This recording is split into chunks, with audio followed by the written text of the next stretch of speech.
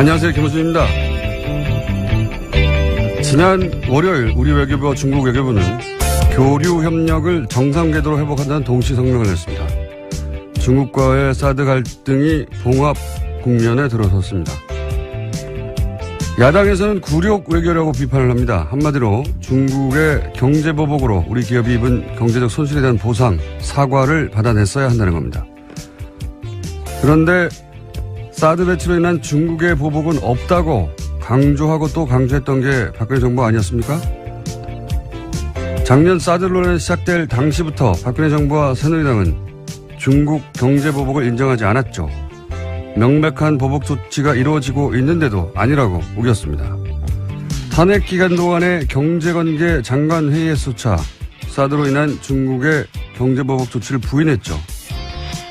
경제보복에 대한 아무런 대응 시나리오도 없이 갑자기 사드 배치 선언부터 해서 기업들로 하여금 막대한 피해를 입게 해놓고 아무것도 인정하지 않았던 정치 세력이 이제 와서 그 피해 보상을 받아내지 못했다고 굴욕 외교라뇨.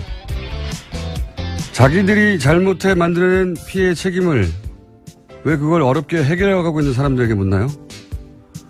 그리고 보수가 그렇게 중요하게 생각하는 미국 국무부가 이 공동성명에 대해 환영 성명을 낸 건 또 어떨 겁니까?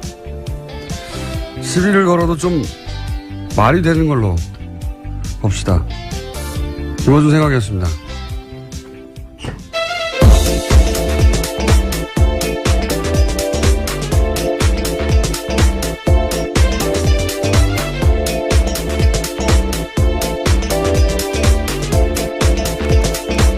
시사인의 김은지입니다. 예. 굴욕 외교. 예. 저는 왜 굴욕 외교냐라고 했는지 처음 이해가 안 가가지고 찾아봤더니, 현 정부 출범 이후로 가장 웃기는 공세예요, 제가 보기에는. 굴욕은 어제 노회찬 의원도 얘기했지만 당시 중국이 당했다고 중국은 생각하는 거죠. 기억을 떠올려 보시면 황교안 총리가 중국에 가서 이제 시진핑 주석 만났는데 당시 사드 배치할 거냐라고 묻는데 사드 배치 고려하지 않고 있다. 네. 라고, 상대국의 정상이 묻는데 그렇게 답하고 나서 열흘인가요? 일주일 있다가. 그렇죠. 예, 발표를 해버린 거 아닙니까? 배치한다고. 그런 일을 당하고 또 모욕감을 느끼지 않는 국가가 어디 있습니까? 예. 최소한 그때쯤에는 이해를 구하거나 어쩔 수 없었다고 양해를 구하거나 했어야 되는데 안 한다고 해놓고, 예. 일이 제대로 틀어진 건 그때부터죠. 예. 대뇌 모두에게 거짓말하는 게 일상적이었던 정권인 것 같습니다. 그때 황교안 총리가 몰랐거나 자신도 몰랐을 것 같아요. 예. 총리조차. 예. 예. 생각해보면 그분이 문자로 해고 통보 받았잖아요. 아, 정말 아련한 일이네요. 네. 예. 문자로 해고 통보 받고 막 화가 났던 그때 상황이 떠오르는데. 어쨌든 물론 그 이후로 중국이 보복을 하고 우리가 당한 건 부당한 건 맞는데 최소한 그런 상황을 유발한 당사자들이 이걸 굴욕 외교로 하는 건 말이 안 됩니다. 오히려 그때 기업들 손해봤다고 자기들의 일 때문에 사과를 해야 되는 거죠. 예. 네, 주구장창 사드에 의한 보복 없다라고 주장했었죠. 박근혜 정부에서는요. 네네, 그래서 피해 없다, 혹은 뭐 피해가 없다고 하거나 아니면은 보복이 아니라고 하거나. 그러니까 그렇게 사과 받고 싶었으면 자기들이 짓고 있을 때 사과를 받았어야죠. 그때는 해결할 능력도 없고, 그러니까 보복이 없는 척, 보복이 있어도 모른 척, 예. 사드와 무관한 척, 딴청만 피웠던 거 아닙니까? 갑자기 피해가 넘쳐난다고 지금 나오는 거잖아요. 그래서 사과를 받아냈어야 된다고. 예. 원래 여야가 주거니 받거니 하고, 말이 되게 싸워야 중계하는 사람들 재미가 있는데, 우겨도 적당히 우겨야 제가 표를 들어두는 척이라도 하죠. 답답합니다. 첫 뉴스는 뭡니까? 네, 다스는 누구 겁니까와 관련된 뉴스가 또 나왔습니다. 오늘 아침 CBS 보도인데요. 이명박 전 대통령이 서울시장이던 2004년과 관련돼 있습니다. 서울시가 현대자동차 양재동 사옥 증축에 도움을 준 뒤 다스의 매출이 2배 넘게 뛰었다라는 보도입니다. 이명박 시절 재임 시절에요. 서울시가 현대차 사옥 증축의 걸림돌을 제거하는 데 역할을 했다는 사실이 공문을 통해서 새롭게 드러났다라는 겁니다. 그러니까 이게 이제 오래된 얘기냐. 김재록 게이트라고 있었어요. 예. 서울시장 시절에 그때 사실 검찰 수사가 이루어졌었고, 한나라당, 당신은 한나라당이었죠. 한나라당 내에서 진상조사에 나와가지고, 이거 뭐 명백하다. 인허가 로비가 있었다. 이런 얘기가 있었고요. 근데 이제, 더구나 그때 이 수사받던 서울시 공무원도 자살했어요. 네, 그렇죠. 검찰 내에서는 심지어 현대차 건물은 반은 불법으로 지어졌다라는 이야기까지 나왔다라고 합니다. 명백한 사정이었거든요. 근데 수사를 하다가 멈췄어요. 당시에. 흐지부지 됐었는데. 김재록 게이트 이렇게 불렀었습니다. 그때 왜냐면 그 로비를 한 브로커 역할을 한 사람이 김재록 당시 어디 회장이었는데. 네, 인베스투스 글로벌 회장이라고요. 그건 어떻게 다 기억해요? 예, 여기 기사에 나와 있습니다. 어쨌든 김재록 게이트라고. 네. 근데 그리고 나서 다스가 2배로 매출이 떴다는 거 아닙니까? 네, 그렇죠. 서울시장이. 이게 NB 휘나미난이라고요. 예, MB적 현상입니다. 이게 민원 해결과 사적 이익이 확실한 수확물을 만드는 이명박 전 대통령 주변에 연인이 많습니다. MB 휘나미난 적어놓으세요. 어디요? 네, MB 현상이요. 네. 예, 이번에는 이제 문서가 나오고, 예, 그리고 그냥 봐준 게 아니라 그냥 봐줄 리가 있나요? 예. 다스가 매출이 2배, 2천억대에서 4천억대로 뛰었다. 예. 네, 그렇죠. 특히나 다스 같은 경우에는 현대차 그룹의 자동차 내장재를 납품하는 곳이거든요. 그렇기 때문에 그런 커넥션을 의심할 수밖에 없는 상황입니다. 자, 이것도 뭐 재수사 대상이 될 수도 있겠네요. 갑자기 태어난 거 보니까. 10년 전 사건인데, 그때 당시 이제 이미, 새누리당의 가장 유력한 대선 후보였었죠. 한나라당 당시로는. 네. 그게 10년 만에 다시 나오네요. 이명박 전 대통령 관련 사건들은, 예, 최소한 10년짜리들이 많습니다. 최소한. 예. 다스는, 예. 계속해서 매출 규모를 키워서요. 현재는 해외 매출까지 합치면 2조 원가량이 된다라고 합니다. 서울시장 되고 나서 2배 뛰고. 예, 또 눈부시게 뛰었고요. 또 대통령 MB, 되고 대통령 재직 기간 또 눈부시게 뛰었습니다. 6배가 뛰고 하고 이렇게 참 훌륭하신 분이에요. 자, 앞으로도 계속 뉴스가 나오겠죠. MB 피나미는. 자, 다음 뉴스는요. 네, 국정원 댓글 수사를 방해했다는 혐의로 수사를 받다가 숨진 채 발견되었던 국정원 소속 변호사에 대한 이야기 전해드린 바 있는데요. 이와 관련해서 오늘 아침 한겨레 신문이 새로운 소식을 보도했습니다. 같은 혐의로 조사를 받았던 이재영 검사가 숨지기 전 이 변호사와 수차례 통화했다라는 건데요. 이 검사가 해당 변호사를 회유하려 한 게 아니냐라는 의혹이 나오고 있다고 합니다. 근데 뭐 통화만 한 거 가지고는 내용을 알 수 없으니까요. 예, 통화를 할 수도 있겠죠, 당연히.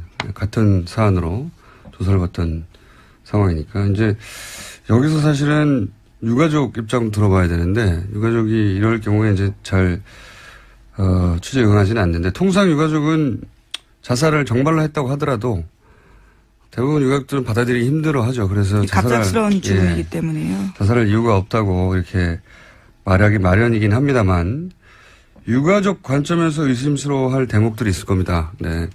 그 부분 확인해 봐야 될 것 같고요. 그만하니까 생각나는데 매우 특이하게 이런 류의 죽음에 대해서 자살이 맞다고 유가족이 거꾸로 이야기해 준 제가 기억하는 거의 유일한 케이스가 소위 마티 자살 사건이죠. 예. 그때 자살이 맞다는 뉘앙스로 오히려 의혹을 해명하는 역할을 부인이 했었죠. 예. 네, 근데 그 건 같은 경우에는 최근에 국정원개혁발전위원회가 발표했었는데요. 또 자살이 맞다 이런 결론이 나오긴 했습니다. 문서상으로는 특이점이 없다. 자살이 맞는 것 같다라고 했는데 예를 들어 그게 블랙 오퍼레이션 흔히 말하는 이었다면 뭐 거기 써 있을까요? 여하간 저희가 방송을 시작한 이후로도 이런 류의 자살이 굉장히 많았는데요. 예. 관심을 가지고 계속 저희는 지켜보고 있습니다. 유가족도 접촉을 한번 해보고요. 자, 다음 뉴스는요. 네, 국정원 특활비 관련된 수사가 계속 진행되고 있습니다. 이번에는 청와대가 지난해 4.13 총선을 앞두고 새누리당 내 경선 등과 관련해서 비공식 여론조사를 했다라는 건데요. 이와 관련해서 5억 원이 들었는데 그 돈을 청와대가 아닌 국정원에서 냈다라고 합니다. 요 상황은 이 발언과 연결해서 봐야 됩니다. 저희가 이 비공식 여론조사, 청와대가 여론조사 할 수 있지 않냐 이렇게 생각할 수도 있습니다. 근데 문제는 이제 이게 비공식이었고 당시 이 여론조사의 의도가 뭐였냐를 볼 수 있는 당시 상황에서의 박근혜 전 대통령의 발언을 일단 잠깐 들어보시겠습니다. 이제 국민 여러분께서도 국회가 진정 민생을 위하고 국민과 직결된 문제에는 무슨 일이 있어도 소신 있게 일할 수 있도록 나서주시고 앞으로 그렇게 국민을 위해서 진실한 사람들만이 선택받을 수 있도록 해주시기를 부탁드립니다. 기억하실지 모르겠는데 당시 이제 유승민 의원이 소위 탈박 선언을 한 거죠. 일종의 배신의 정치로 찍힌 네. 바가 있습니다. 그래서 진실한 사람을 뽑아달라고 진실한 사람 얘기를 굉장히 많이 했어요. 그때 당시에. 지난해 4.13 총선 전에 있었던 박근혜 전 대통령이 이제 진실한 사람, 저런 사람은 떨어뜨려야 된다는 소위 친박이었다가 탈박한 사람들에 대해서 이 여론조사가 이상하다기보다는 대단히 특이하고 이례적인 것은 쓰임새가요. 예. 네. 당시 TK 지역은 어차피 자유한국당, 당시 새누리당 인사들이 당선되게 돼 있어요. 그렇지 않습니까? 거기를 굳이 이런 돈을 들여서 비공식 여론조사를 한 이유가 뭐냐? 이제 소위 말해서 진박을 골라낸다고. 네, 진실한 박근혜 편인 건가요? 진박? 그렇죠. 그래서 진박이라고 했었어요. 친박을 넘어서서 진박을 골라내는 선별 작업을 한다고 했었고, 그래서 이거는 단순히 여론조사가 아니라 박근혜 전 대통령이 찍어서 원하는 사람이 되게 하도록 만드는 그런 구도가 어떤 사람을 통해 가능해지겠는가 하는 거를 골라내는 명백한 선거 개입이죠. 대통령 자신을 위한. 그러니까 몰래 한 거 아닙니까? 그러니까 일반 여론조사 청와대에서 하거든요. 예, 그건 그냥 청와대에서 주면 되는데 그건 들키면 안 된다고 생각하니까 이 돈을 땡겨온 거죠. 국정원에서. 들키면 안 되는 여론조사였던 겁니다. 자기들이. 왜냐하면 목적이 이랬으니까요. 네, 심지어 해당 여론조사 같은 경우에는 최근에 해산했다라는 오늘 아침에 머니투데이 보도도 있습니다. 단순 비즈니스상 이유로 인수합병 될 수도 있죠. 물론 수사가 자신들을 향한다는 걸 인지해서 그랬을 수도 있지만 여간 이건 단신에 해당되는 것이고 당시 여론조사 기관이 그러니까 의혹이 들었지 않겠냐. 의혹이 저는 자세히는 모르겠지만 업계에 있지 않아서 굉장히 큰 돈이거든요. 이 정도면 특정 지역에 총선 출마 예정자들이나 이런 사람들을 여론조사하는 대구 경북에 지역구가 몇 개 있다고요. 예, 굉장히 큰 돈인데 잠시 후 리얼미터 권 실장 나올 테니까 벌써 들어와 있네요. 어느새 조용히 들어와 있네. 예, 한번 물어보죠. 요 관련 사항은 이 비용이 어느 정도 규모인지. 여하간 이 비용 그러니까 여기서 이제 전후 맥락을 얘기하지 않고 여론조사만 자꾸 보도하니까 여론조사 할 수 있지 않냐 얘기하는데 전후 맥락은 그겁니다. 당시에. 유승민과 같은 배신자들을 다 찍어내고 본인에게 진실되게 충성한 사람만을 따로 골라서 대구 경북에 당선되도록 만들겠다고 하는 대통령 의중이 들어간 선거 개입용인 겁니다. 이게 말하자면. 자, 그런 겁니다. 예. 다음 뉴스는요? 네, 우병우 전 민정수석과 추명호 전 국정원 국장이 지난해 7월에서 8월 집중적으로 통화했다라는 JTBC 보도가 있는데요. 그 당시에는 이석수 전 특별감찰관이 우 전 수석의 처가 부동산 매각과 관련해서 감찰에 들어갔을 때입니다. 계속해서 모르는 사이다, 잘 보고하지 않았다라고 하고 있는데요. 전화통화 내용까지 나온 겁니다. 기록까지 나온 겁니다. 네, 인정하지 않았죠. 추명호 전 국장이 자기 전화번호는 아니라고. 예. 근데 다른 청와대 직원의 이 번호가 추명호 전 국장 이름으로 저장되는 바람에 들킨 거죠. 예.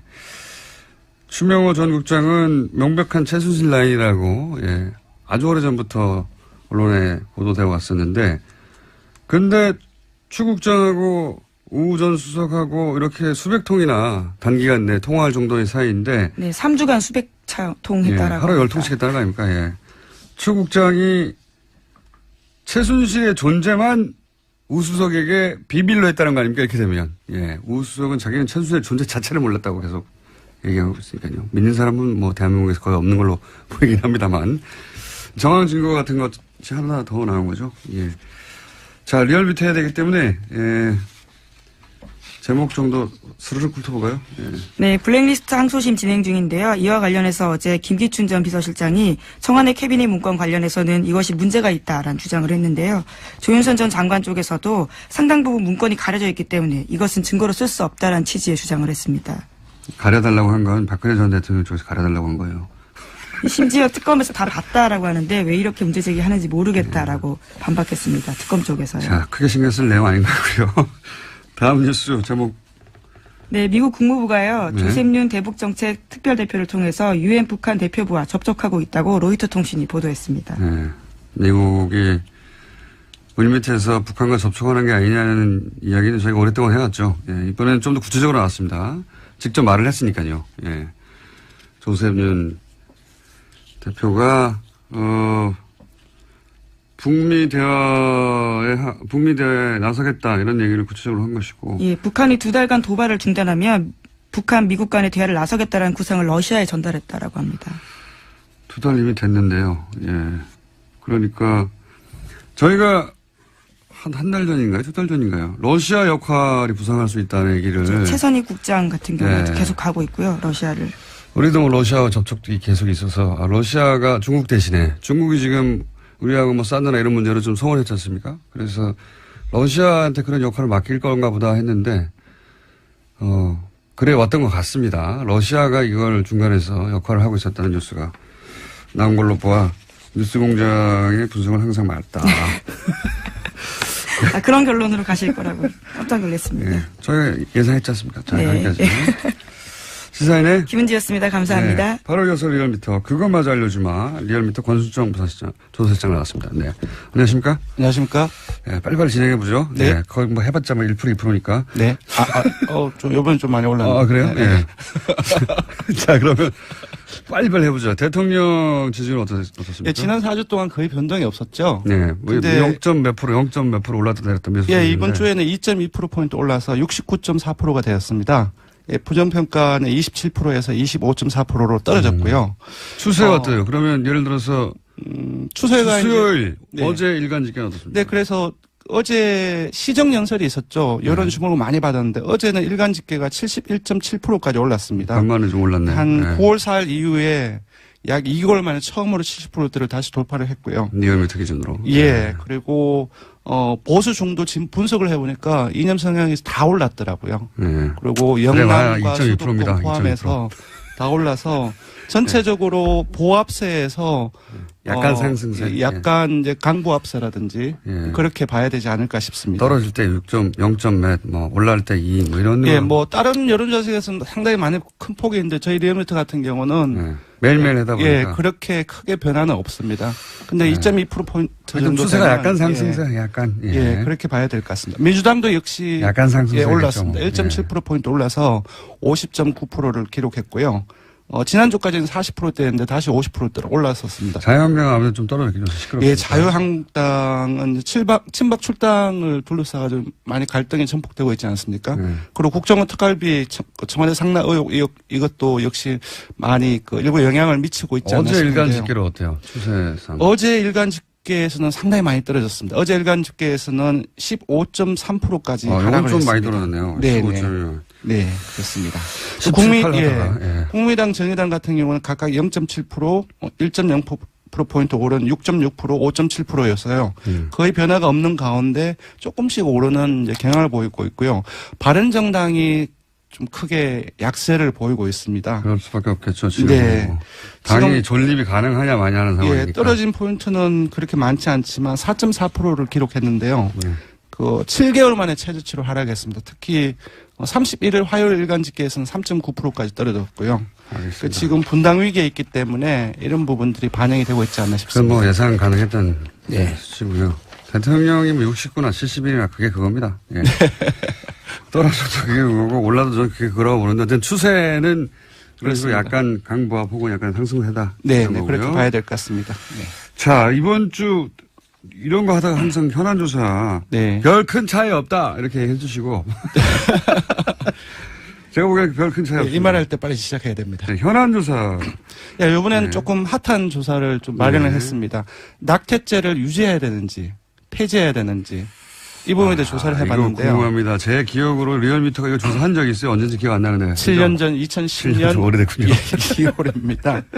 요즘에 어제 청와대 홈페이지에 들어가 봤더니 네. 낙태와 관련된 그 청원이 무려 105개 정도 어제 기준으로 제가 봤을 때 20만 명 이상이 또. 예. 예. 특정 낙태죄 그거는 이제 폐지를 해야 된다는 청원이었는데 23만 명 이상이 잡혀 있더라고요. 그래서 언론을 비롯해서 상당히 핫한 이슈인데 결과는 바뀌었을 폐지를 것 같아요. 해야 예 깜짝 놀랐는데 이게 우리나라 사람들 좀 사회적인 이념 성향으로 보수적인 성향이 조금 더 강하거든요. 그래서 폐지를 해서는 안 된다라는 의견들이 조금 많이 나오지 7년 않을까. 전에는 그랬죠. 예, 7년 전에는 그렇게 나왔습니다. 명백하게. 예, 네. 근데 요번에 조사를 해보니 폐지를 해야 된다. 낙태죄를 폐지를 해야 된다라는 의견이 51.9%가 나왔고 절반을 넘었었습니다. 그리고 폐지를 하지 않고 유지를 해야 된다는 것이 36.2%였습니다. 조금 더 소개를 해드리면 2010년 2월에 조사한 것은 낙태 허용을 해야 되는지 말아야 되는지 이렇게 물었는데 거의 비슷한 조사이죠. 이때는 허용을 해서는 안 된다는 것이 53.1%였고 허용 찬성이 33.6%입니다. 정확하게 뒤집어졌네요. 거의 이제 숫자가 비슷하게 이제 그 뒤집혀온 겁니다. 7년 사이에 상당히 많은 변화가 있었던 것 같습니다. 저는 이 조사를 작년에 했어도 수치가 이렇게 안 나왔을 것 같아요. 그렇습니다. 저도 그 부분에 동의를 합니다. 예, 시대 정신이 바뀌어가고 있는 거거든요. 네. 이게 이제 실제 시대 정신이라는 게 정권을 바꾸는 건지 정권이 네. 바뀐 것이 시대 정신에 영향을 주는 건지 뭐 서로 영향을 주고 받겠지만 네. 그런 영향이 크다고 봅니다. 저는. 예. 맞습니다. 국정농단 사태를 지나는 과정 속에서 공정과 정의 그리고 이제 사회적 약자들에 대한 어떤 배려 그러한 어떤 가치가 강화되고 있기 때문에 분명히 그 이전에 작년 국정농단 이전에 조사를 했을 때는 이렇게 나오지 않지 않았을까 그렇게 예상을 해봅니다. 저도 그렇게 생각이 들고요. 그래서 이번 여론조사 결과가 궁금했었는데 네. 그리고 또 하나 관심이 있는 포인트가 있습니다. 뭐가 있습니까? 여성과 남성이 많이 달라요. 아, 그건 그렇겠죠. 예. 네. 그건 그렇겠죠, 당연히. 예, 여성 10명 중에 6명은 폐지를 해야 된다. 예. 이건 저는 여성의 견해가 훨씬 중요하다고 봅니다. 그렇죠. 남자가 뭘 합니까? 당사자이기 남자는 그냥 때문에. 머리로 생각하는 거거든요. 네. 윤리나 규범의 관점에서 바라보는 네. 것이고 혹은 종교의 관점에서. 예, 남성은 44대 43 거의 같습니다. 그냥 팽팽하네요. 예. 근데 더 놀라운 것은 보수층을 포함해서 중도 진보 모든 이념 성향에서 네. 폐지를 해야 된다는 의견은 더 많이 나왔습니다. 시대 정신이 바뀐 거죠. 예, 지역도 부산, 울산, 경남 제외하고 연령도 60대 이상을 제외하고 모든 연령층에서 폐지를 해야 된다라는 의견이 많이 나왔습니다. 불경 60대 이상. 네. 예. 자유한국당 지지층을 제외하고는 사실상. 근데 자유한국당 이건 정당이 그렇게 중요하지 않아서 뺐는데요. 네. 자유한국당 지지층에서도 폐지를 해야 그렇군요. 된다는 의견이 더 많이 나왔어요. 그렇군요. 시대가 확실히 바뀌었군요. 네. 예. 요게 사실 뭐 낙태와 관련한 이슈는 미국 민주당과 공화당의 그렇습니다. 수십 년 된 그렇습니다. 예. 예. 어떤 정당을 지지할 것인가의 바로미터 같은 네. 이슈거든요. 종교라든지 사형제도라든지 이런 예, 항상 나오죠. 이슈 항상. 같은 경우는 사실상 첨예하게 갈리기 마련인데 예 그렇습니다. 뭐랄까요? 이런 여론조사를 보다 보면 최근에 이제 미국의 상황을 보다 보면 미국을 참 부러워했었어요 예전에. 예, 미국이 여러 가지 뭐 사회 제도나 뭐 정치 시스템이나 아니면 이런 이슈를 다루는 어떤 정도 눈높이가 네. 참 앞서간다 이렇게 생각했는데 우리나라도 많이 바뀌고 있죠. 이 네. 조사 결과를 보면 뭐랄까요? 미국이 참 후져져 보여요. 대통령도 그렇고 점점 그럼 우리나라가 더 나아져 보이나요? 야, 부럽지 않다. 예. 뭐 딱 낙태 이슈 하나를 가지고 말하는 게 아니라 전반적인 상황들이 네 그렇습니다. 예. 그렇습니다. 자, 한 가지만 더 여쭤보고 요거 조사 개요 말씀해 주세요. 5억 있잖아요. 네. 이 비용이 엄청 큰 거죠. 근데 이제 제가 듣기로는 네. 그 작년 4.13 총선 이전에 예. 당내 경선과 관련해서 조사를 예. 했다고 들었고 그러니까요. TK 지역이라고 되게 들었어요. 근데 네. TK 지역의 선거구가 총합이 한 21개 정도밖에 안 됩니다. 예.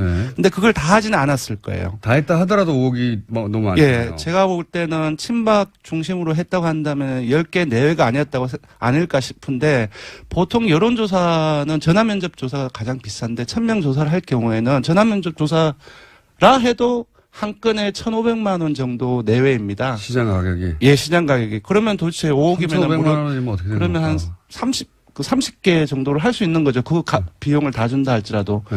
근데 30개가 안 되는데, 예, 이 조사 경우에. 같은 경우는 전화 면접으로 과연 했을까? 자동응답을 많이 했을 가능성이 높다. 그럼 더 왜냐하면은 싼데. 예, 그 A 업체가 본인이 직접 여론조사가 아니라 하는 곳이 외주. 정치 컨설턴트 아. 하는 회사이고 그런 경우는 외주를 주고 또 외주 비용은 되게 싸게 돌리거든요. 그런 것들을 감안했을 때 여론조사에 들어가는 비용은 더 낮지 않았을까. 다른 나머- 비용이 예. 크다. 예, 다른 비용이 훨씬 큰데 그렇다고 한다면 그 부분을 정치 컨설턴트를 위한 비용인지 아니면 또 다른 비용이 있는지. 부러운 거예요, 지금. 예. 예, 많이 부럽습니다. 왜냐하면 만약에 이 정도 비용이라고 한다면 아마 리얼미터가 이걸 만약에 했다고 한다면은 빌딩을 샀을 것이다. 부자가 되지 않았을까. 조사기관은요? 예, 조사 개요는 이번 주중 조사는 TBS 의뢰로 전국 19세 이상 성인을 대상으로 월요일부터 수요일까지 무선 80%, 유선 20%, 전화 면접 자동 응답 혼용으로 실시했고 최종 응답자는 1,522명이었습니다. 표본 오차는 95% 신뢰 수준 플러스 마이너스 2.5%포인트, 응답률은 5.2%, 정당 간 통합 죄송합니다. 낙태죄 유지 폐지 조사는 TBS 뉴스공장 의뢰로 어제 하루 동안 주중조사 동일한 조사 방법으로 실시했고 최종 응답자는 516명, 표본차는 플러스 마이너스 4.3%포인트였습니다. 리얼미터 권순정 조사분석 실장이었습니다. 감사합니다. 고맙습니다.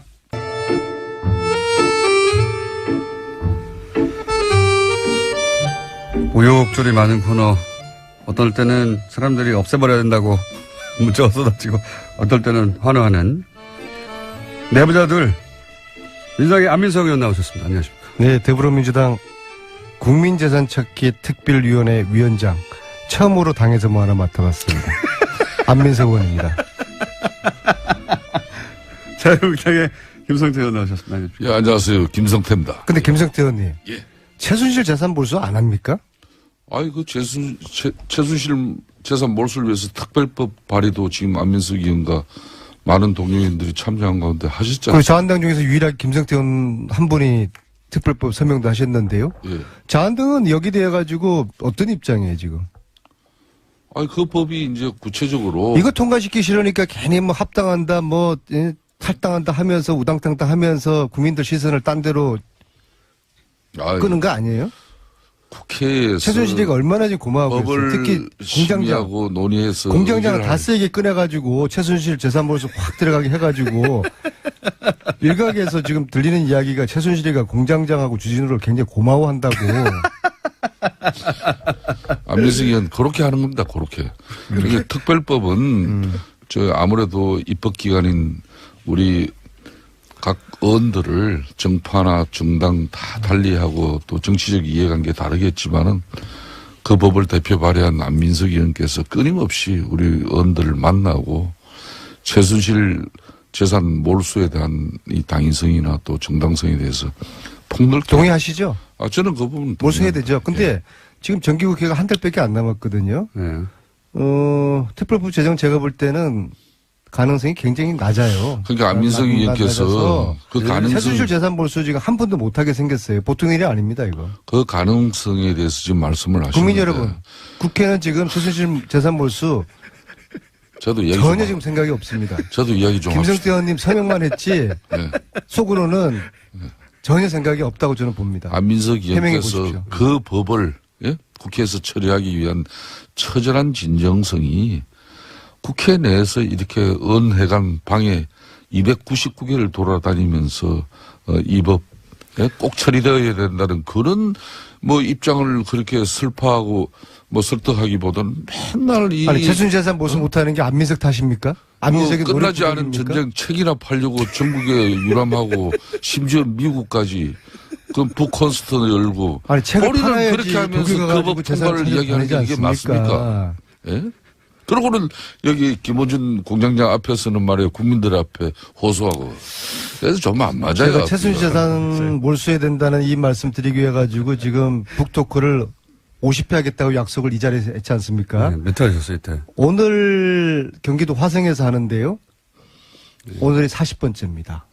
아우, 힘들어요. 예, 아주 자기 할 힘들고요. 때는 다 하면서 이 최순실 특별법 처리 안 된다고 동료원들한테 또 원망하고 그러면 안 되는 알겠습니다. 거예요. 그럼 제 노력이 부족한 것으로 받아들이고 제가 더 열심히 노력하는데 예. 근데 제가 전체적으로 보니까 저희 더불어민주당 저희 쪽에서도 좀 미온적이고요. 예. 그다음에 자유한국당하고 바른정당은 적극 반대고 국민당은 말로는 당론으로 채택을 지난 연말에 했다고 하는데 실질적으로 하는 건 아무것도 없어요. 근데 제가 이제 국민당이 여기돼 가지고 특별법 서명을 한 20명밖에 안 했다고 해서 뭐 그런 좀 반대의 뉘앙스로 이야기, 저는 그런 건 아닌데 특별법의 서명을 절반밖에 안 했다는 이야기를 한 건데 국민당 측에서 오해를 했어요. 왜 안민석이가 국민당이 반대한다고 했느냐. 우리는 당론 발의까지 지난 연말에 했는데 저는 사실 그 몰랐는데요. 그 점은 제가 미처 확인하지 못한 점은 제가 소홀히 챙기지 못한 것은 유감스럽게 생각하는데 근데 사실 당론 발의하고 난 다음에 지난 1년 동안에 한 일이 아무것도 없는 이 점을 제가 좀 아쉽게 생각을 드리고요. 지금 저 이야기는요.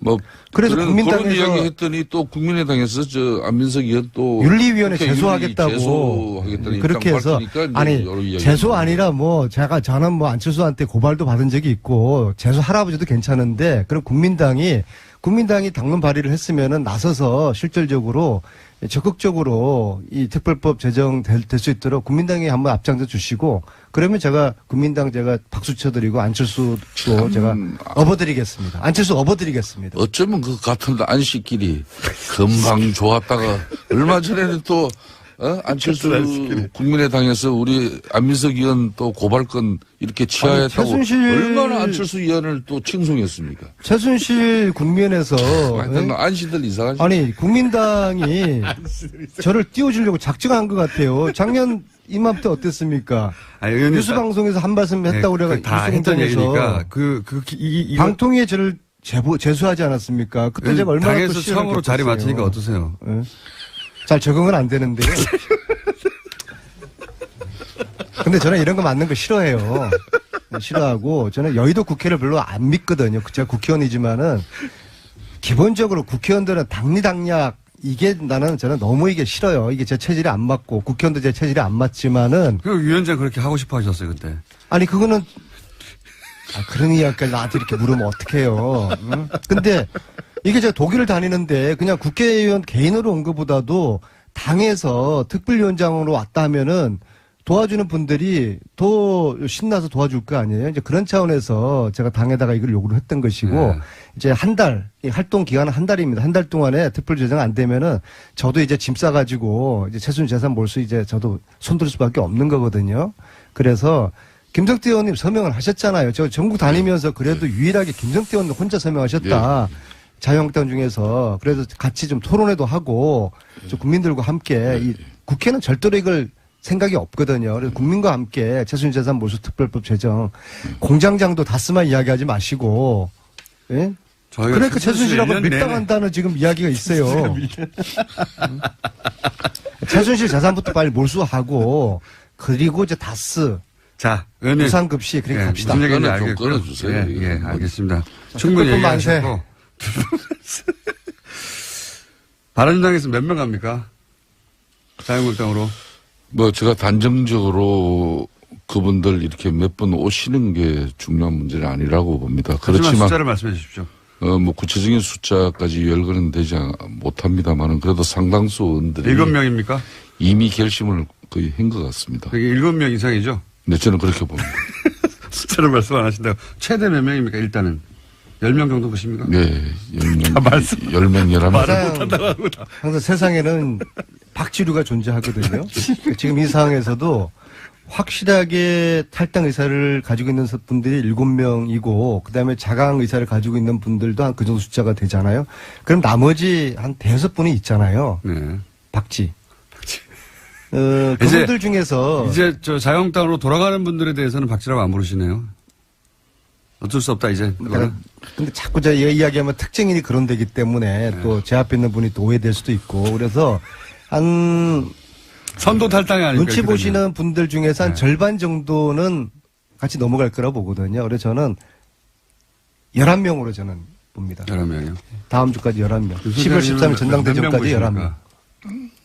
뭐 1차 뭐 그 정도까지는 뭐 좀 어렵겠습니다만은 1차는 그 정도는 안 된다. 그렇지만은 이제 뭐 여러 가지 변수들이 계속 발생하고 있지 않습니까? 또 남경필 정병국 의원이 중심이 돼가지고 예. 보수 대통합적인 차원에서 통합전대하자고. 전당대회를 하자. 현실적으로는 불가능할 것 같아요. 통합전대가 되기 위해서는 우선 바른정당에서부터 11일, 13일 정해져 있는 그 전당대회부터 그게 이제 취소되어져야 되는 것이고. 그렇죠. 구체적인 통합을 위한 실무적인 통추위 이런 기구의 의원들이 참석하는 그런 당론이 정해져야 할 것이고 뭐 이런 뭐 논의를 위해서 어제 긴급 어총을 바른정당이 늦게까지 했습니다마는 결론은 안 났고. 중요한 바른정당의 대주주주의 한 사람인 유승민 의원이 통합전당대회는 뭐 불필요하다는 입장으로 사실상 통합전대는 어렵다고 봐야죠. 이건 어떻습니까? 박근혜 전 대통령 출당의 마지막 프로세스로 최고위를 열어서 확정하자. 예. 이 최고위 열면 실제로는 뒤집어지는 거 아니냐. 그래서 최고위를 홍준표 대표가 못 열고 사실은 약간 민기적 했지 않습니까? 그렇죠? 이거는 결론이 났나요? 뭐 홍준표 대표가 그랬다는 그런 입장보다는 이제 우리 원내 체제가 정우택 원내 체제가 지금 문재인 정권의 이제 일방적인 이제 공영방송 이런 잘 살리기 탄압 행위에 맞서는 투쟁을 지금 하고 있습니다. 그래서 예. 자유한국당은 지금 상복 투쟁을 하고 있지 않습니까, 그죠? 뭐 그런 측면에서 또 당내 문제로 이렇게 당 최고위가 지금 이 시점에 열리는 게 마땅하냐 그런 고민은 잠시 있었지만은 열기로 했나요? 어젯밤 최종적으로 홍준표 대표는 3일날 최고회의를 열기로 했습니다. 상징적인 의미가 큰데. 근데 최순실 재산 몰수는 안 합니까? 아니, 그런데 언제까지 최순실 몰수만 이게 이야기할 말이에요. 거예요. 네. 이게 사실은 이런 통합이라든지 탈당 이런 이야기가 아니면은 지금 이 전국에서는 핵심적으로 최순실 국정농단 이게 마무리를 위해 가지고 재산 몰수 이것이 국회나 언론에서 관심이고 화제가 돼야 되는 건데 실질적으로 재산 몰수가 묻히고 난데없이 통합 탈당 이런 이야기가 지금 언론에 초점이 되고 있는 거거든요. 너무 걱정하지 않으셔도 되는 게 순차적으로 급한 거 하고 또 그 다시 돌아가서 할 겁니다. 걱정하지 마십시오. 그렇죠. 네. 그럼 재산 몰수 된다고 봐요? 안민석 공장장은? 의원이 그러니까 안민석 의원님이 다시 부각될 수 있는 찬스 다시 옵니다. 이번 예. 국정감사에서도 이 방송의 공정성이나 균형성 이런 게 얼마나 지적을 받았습니까? 그러면 이 김원중 공장장이 얼마나 이 기울어진 운동장에서 그래도 예? 이 보수 정당의 입장을 그래도 이 청취자들에게 조금이라도 그래도 들려주려고 하는 그 균형성마저도 안민석 의원은 보면 대체로 깨려고 하시는 것 같아요. 그럼 공장님 제가 요거 딱 하나만 물을게요. 국회가 최순실 재산 몰수 특별법 통과시켜 줄까요? 빨리 좀 지금 빨리 좀 지금 어렵겠죠. 좀만 그래, 기다려주시죠. 안 되니까, 좀만 이게. 기다려주시고. 예. 다른 이슈에 한 묻혀가지고. 다시 올라오니까 걱정하지 마시고요. 예. 서청원 최경환 의원 출당됩니까? 이거 어떻게 됩니까? 이제 박근혜 전 대통령의 자유한국당 이제 출당이 기정사실화되고 나면은 이제 서체 문제는 사실상 어총 사안이기 때문에 3분의 2가 원내대표인 정우택 대표께서 이 공을 이제 받을 수밖에 없는 이거 상황. 만약에 만약에 의총 자체가 수집되기 힘들다는 얘기도 나왔었는데. 글쎄요.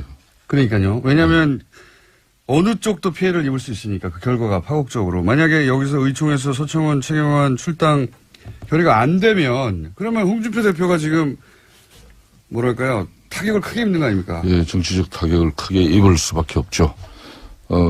그렇지만은 이제 또 어떻게 전망하세요? 의총은 열린다 안 열린다? 홍준표 대표는 윤리 결정을 네. 상당히 지금 존중하는 입장이에요. 그렇기 때문에 어총 소집은 정우택 원내대표께서 이 문제에 대해서는 적절한 시점에 판단을 하지 않겠냐 이렇게 봅니다. 어떻게 전망하십니까? 열리긴 열립니까, 의총이? 1번, 의총은 열린다, 안 열린다. 직접적으로 이 문제만 가지고 열리는 거는 그렇게 어렵다. 용이하지는 않는 현상이죠. 의총 자체가 열리기 쉽지 않다. 만약인데 우여곡절 끝에 열리면 지금 현재 당내 분위기로 서청원, 최경환 두 의원이 출당이 될 정도의 산모의 표가 모일 수 있습니까? 그 부분은 네. 국민적 여론이 여론이 어떠냐에 따라서. 우리 당을 지켜보는 우리 국민들이 이 문제에 대한 어떤 인식이나 여론이 아마 우리 의총의 결과로 가름되죠. 의원님이 보시기는 어떻습니까? 지금 현재 전망하자면. 그걸 지금 이 방송에서 그 전망을 그렇게 어떻게 개인적인 합니까? 전망인 거죠, 그냥. 저는 네. 그 부분은 거듭 한결같습니다. 국민 여론이 이 부분에 대한 되게 결정. 어렵죠, 일단. 현재는. 사실상 이 문제는 우리 당이 유능한 정치를 통해서 문제를 해결할 수밖에 없는 문제입니다. 요 유능한 정치라는 어떤 건가요? 그건 바로 국민의 뜻을 받드는 길밖에 없는 거죠. 아니 사실은 지금 국민 요거 좀 여론 물어보세요. 말씀하셨지만은 국민들은 여기 대해서 크게 관심이 없어요. 국민들은 올해 넘기기 전에 적폐청산 좀 독하게 하고 넘어가자 그거거든요. 예. 적폐청산에 여러 가지 내용이 있지만 그중에 핵심이 과거 부정재산을 몰수하는 여기에 국민들은 다 그런 기대를 하고 바라고 있는데요. 정기국회가 마지막이 마치는 날이 12월 8일입니다. 그러니까 앞으로 딱 한 달 남았죠. 이 한 달 동안에 지금 국회의 분위기나 절차상 이 법사위원회가 특별법을 상정해서 논의하고 통과시키고 저는 지금 물리적으로 지금 굉장히 지금 어려운 지금 상황이라고 불가능에 봅니다. 가깝다고 저도 봐요. 그렇죠. 예. 예. 현재, 그래서 그걸 현재 국민들에게 상황에서. 일단 알려드려야 되는 겁니다. 그러면 최순실재산 몰수를 하지 말 것인가를 국민들께서 판단을 해주셔야 돼요. 다시 도전해야죠, 또. 다시 도전한다 그러면 예. 국민들이 국회는 이걸 통과시키려고 하지 않으니까 국민들이 국회에다 요구하고 압박하고 국민들이 할 수 있는 여러 가지 노력들을 국민들이 해 주시지 않으면 이 법 통과되기 어렵습니다. 그러니까 그러니까 최순실재산 몰수는 어렵다고 지금 이제 생각합니다. 공장장에 이 제지에도 불구하고 계속 최순실 재산 몰수에 관한 입장을 지금 계속 지금 저 발언 중에도 아니 들어오지 국회의원들이 않습니까? 관심 별로 없으니까 저라도 이렇게 그러니까 이야기를 하고 국민들에게 제가 아니 왜냐하면 국민들은 안민석 이게 당연히 의원님한테 재산 몰수 되는 걸로 알고 있어요. 그래서 그러니까 어려울 너무 거다 걱정하지 이야기하면은 마십시오. 안 잊고 있습니다, 사람들. 어제 밤에도 후배들하고 맥주를 마시다가 야 이거 안 될 거야라고 했더니까 그 중에 한 명 기절해가지고 병원을 갔어요. 네? 그러니까 안민석 아니, 의원님이 국민들이 아마 제가 기억을 제안합니다. 하실 거예요. 예? 그 북콘스트 조금 이렇게 유예하고 여기에 집중하세요. 어디에 집중해요? 아니 지금 최순실 재산 몰수 특별법을 네. 본인이 대표 발의하시고 아까도 이야기했지만은 북콘스트에 너무 집중하다 보니까 물론 전국의 현장을 다니시면서 최순실 재산 몰수의 당위성에 대해서 또 직접 국민들을 만나는 그 시간도 제가 이렇게 하니까 소중한데 일각에서는 도지사 행보하는 거라고 요 사안인데 하시는데 정말 아니, 저는 그 내일 저는 나가서 얘기하시고요. 그창 가서 북톡하고 아니 도지사 행보가 아니라 아니, 오히려 나는 백분 그래요. 행보라고 이야기 도지사 하시면은 문제도 저 그 이야기 나왔는데 예. 아니 국회는 민주당의 지금 김성태 이제 경기도지사 문제는 예? 사실상 성남의 이재명 시장이 거론되고 뭐 남경필 현 지사보다 몇 배 우다 이런 김성태네? 조사도 나오는데 이재명 시장은 어찌 보면 거저 먹는 거예요. 저 안민석 의원은 그 엄청난 이야기가 탄압과 끌고 저항 왔습니까? 투쟁으로 자기 지금 이름 숫자를 지금 내걸고 이재명 있는데. 시장 훌륭한데 왜 그래요? 또. 특별법 통과되면은 제가 이런 이 특별법 결정을 얘기는 하겠습니다. 제가 계속 거론할게요. 너무 걱정하지 마시고요. 이번에 안 되면 된다니까, 이번에 특별법이. 올해 안 되면 내년에 또 하면 안 되죠. 내년에는 안 돼요. 안민석 내년에는 의원님. 개헌하고 지방선거 전국인데 폐지가 넘어가 버립니다. 바람 불 때 연날리고 내년이 상반기 안 되면 물 들어올 때 후반기에도 계속 잊지 않고 물 계속 들어올 하겠습니다. 때 예. 노젓는 거죠. 다 때가 있는 겁니다. 물리적 시간이 지금 너무 부족하기 때문에. 뭘 갑자기 물에다 노를 젓는 이야기예요. 지금 중요한 것은 중요한 건 중요한 것은 통합입니까? 예, 서청원 통합입니까? 최경환 탈당 됩니까? 적폐청산이라는 역사적으로 아무런 미명하에 의미가 없어요. 예? 이혼했던 부부가 다시 합쳐 본들 그게 무슨 의미가 있어요. 완전 그냥 1년 전에 제가 그랬잖아요. 위장이혼이라고. 근데 위장이혼인데 이걸 다시 어떻게 하다 보니까 위장으로 이혼했는데 이게 다시 합치려고 하니까 이상하게 이게 여러 가지 어려워지는 상황에 봉착한 거예요. 근데 국민들 다 알아요. 예? 과거에 대한 반성 없이 국정농단 부역했던 거에 대한 반성 없이 뭐 합당 아니라 합당 할아버지를 하더라도 국민들 지지받기 어려울 겁니다. 안민석 의원님, 그만하세요. 예? 참, 그 최순실의 국정농단 그 분노는 국민들 여전합니다. 그 분노를 계속 살려나가야만이 이 정권의 국민적 여론과 지지를 등에 업고 국정 운영을 더 원활하게 할 수 있는 분명히 그런 큰 장점은 있습니다만은 언제까지 이렇게 적폐청산이라는 미명하에 과거를 가지고 이렇게 앞으로 미래를 위한 국민 대통합을 그런 그 통합의 시대를 갖다 주창해야 될 어제 죄를 벌하지 않는 것, 내일의 더 큰 범죄에 대한 용기를 주는 어리석은 짓이다. 처럼 이런 참모들이 주변에 많으니까 알베르 까미. 대통령께서 더 큰 안민석, 이렇게 김성태 의원님. 네? 대한민국의 통합을 해나가지 못하는 그런 아쉬움이 있다. 일종의 범죄라고 생각하고 있습니다. 더구나 가장 어려운 사람에게 가야 할 돈을 횡령하는 것은 용서받지 못할 범죄입니다. 김어준의 뉴스 공장.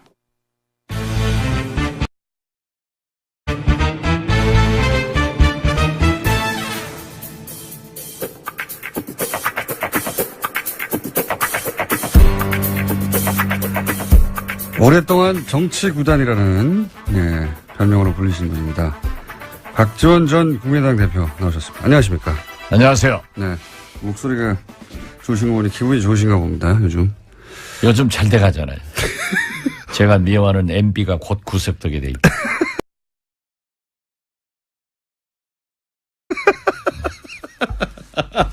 다스는 누구 겁니까? 국감에서 여러 번 물어보셨더라고요.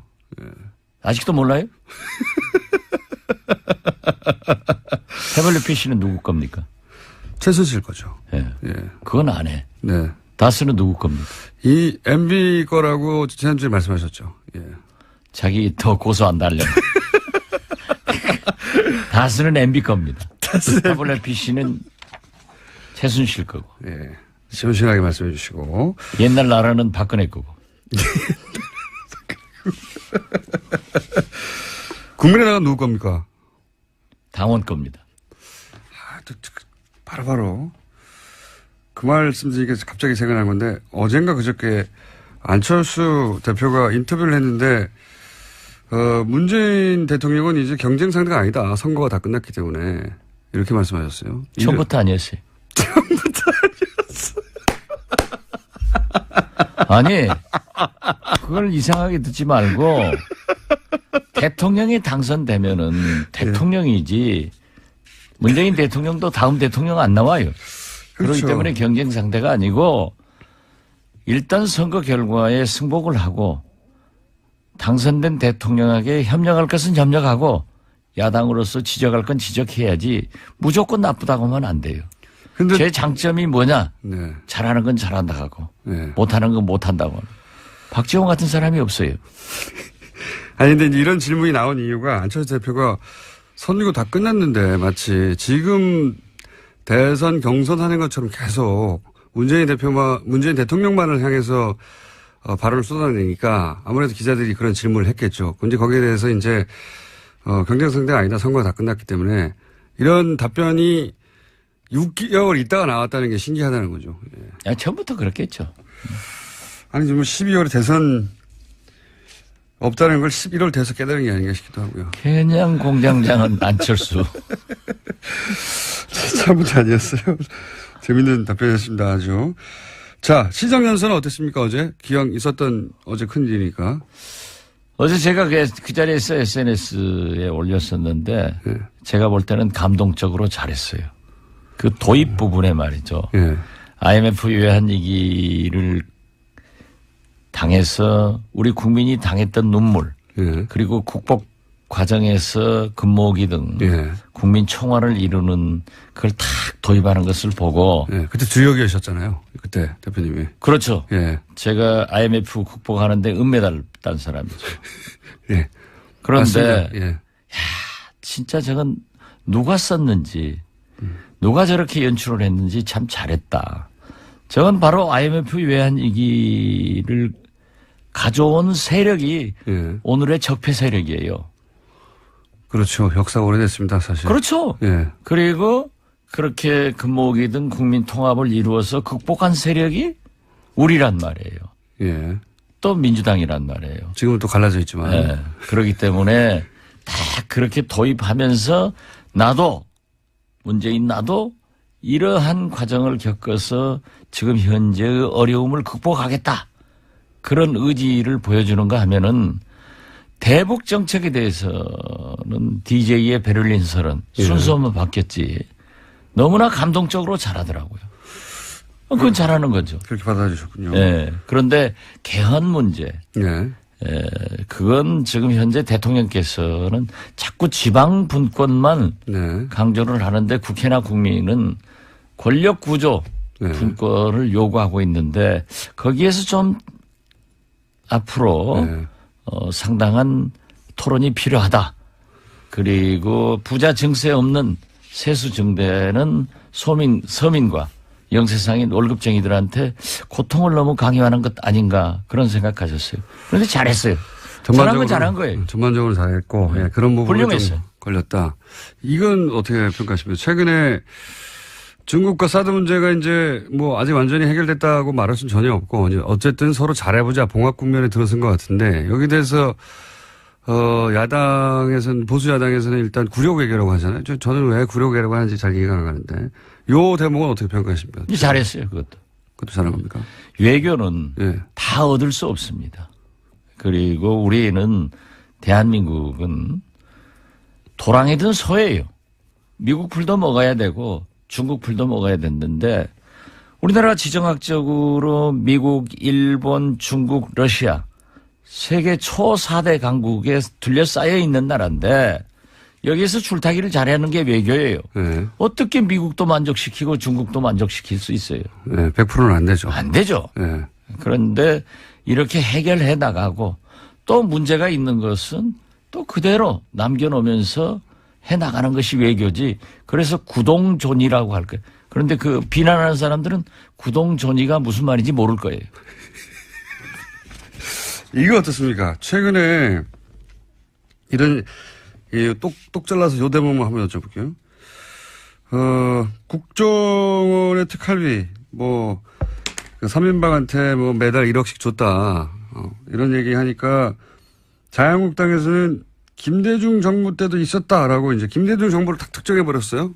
근데 김대중 정부 때 있었던 일이라면 대표님이 모를 수 없지 않습니까? 예. 비서실장도 하셨는데. 요거는 어떻게 되나요? 분명한 것은 박정희, 예. 전두환, 예.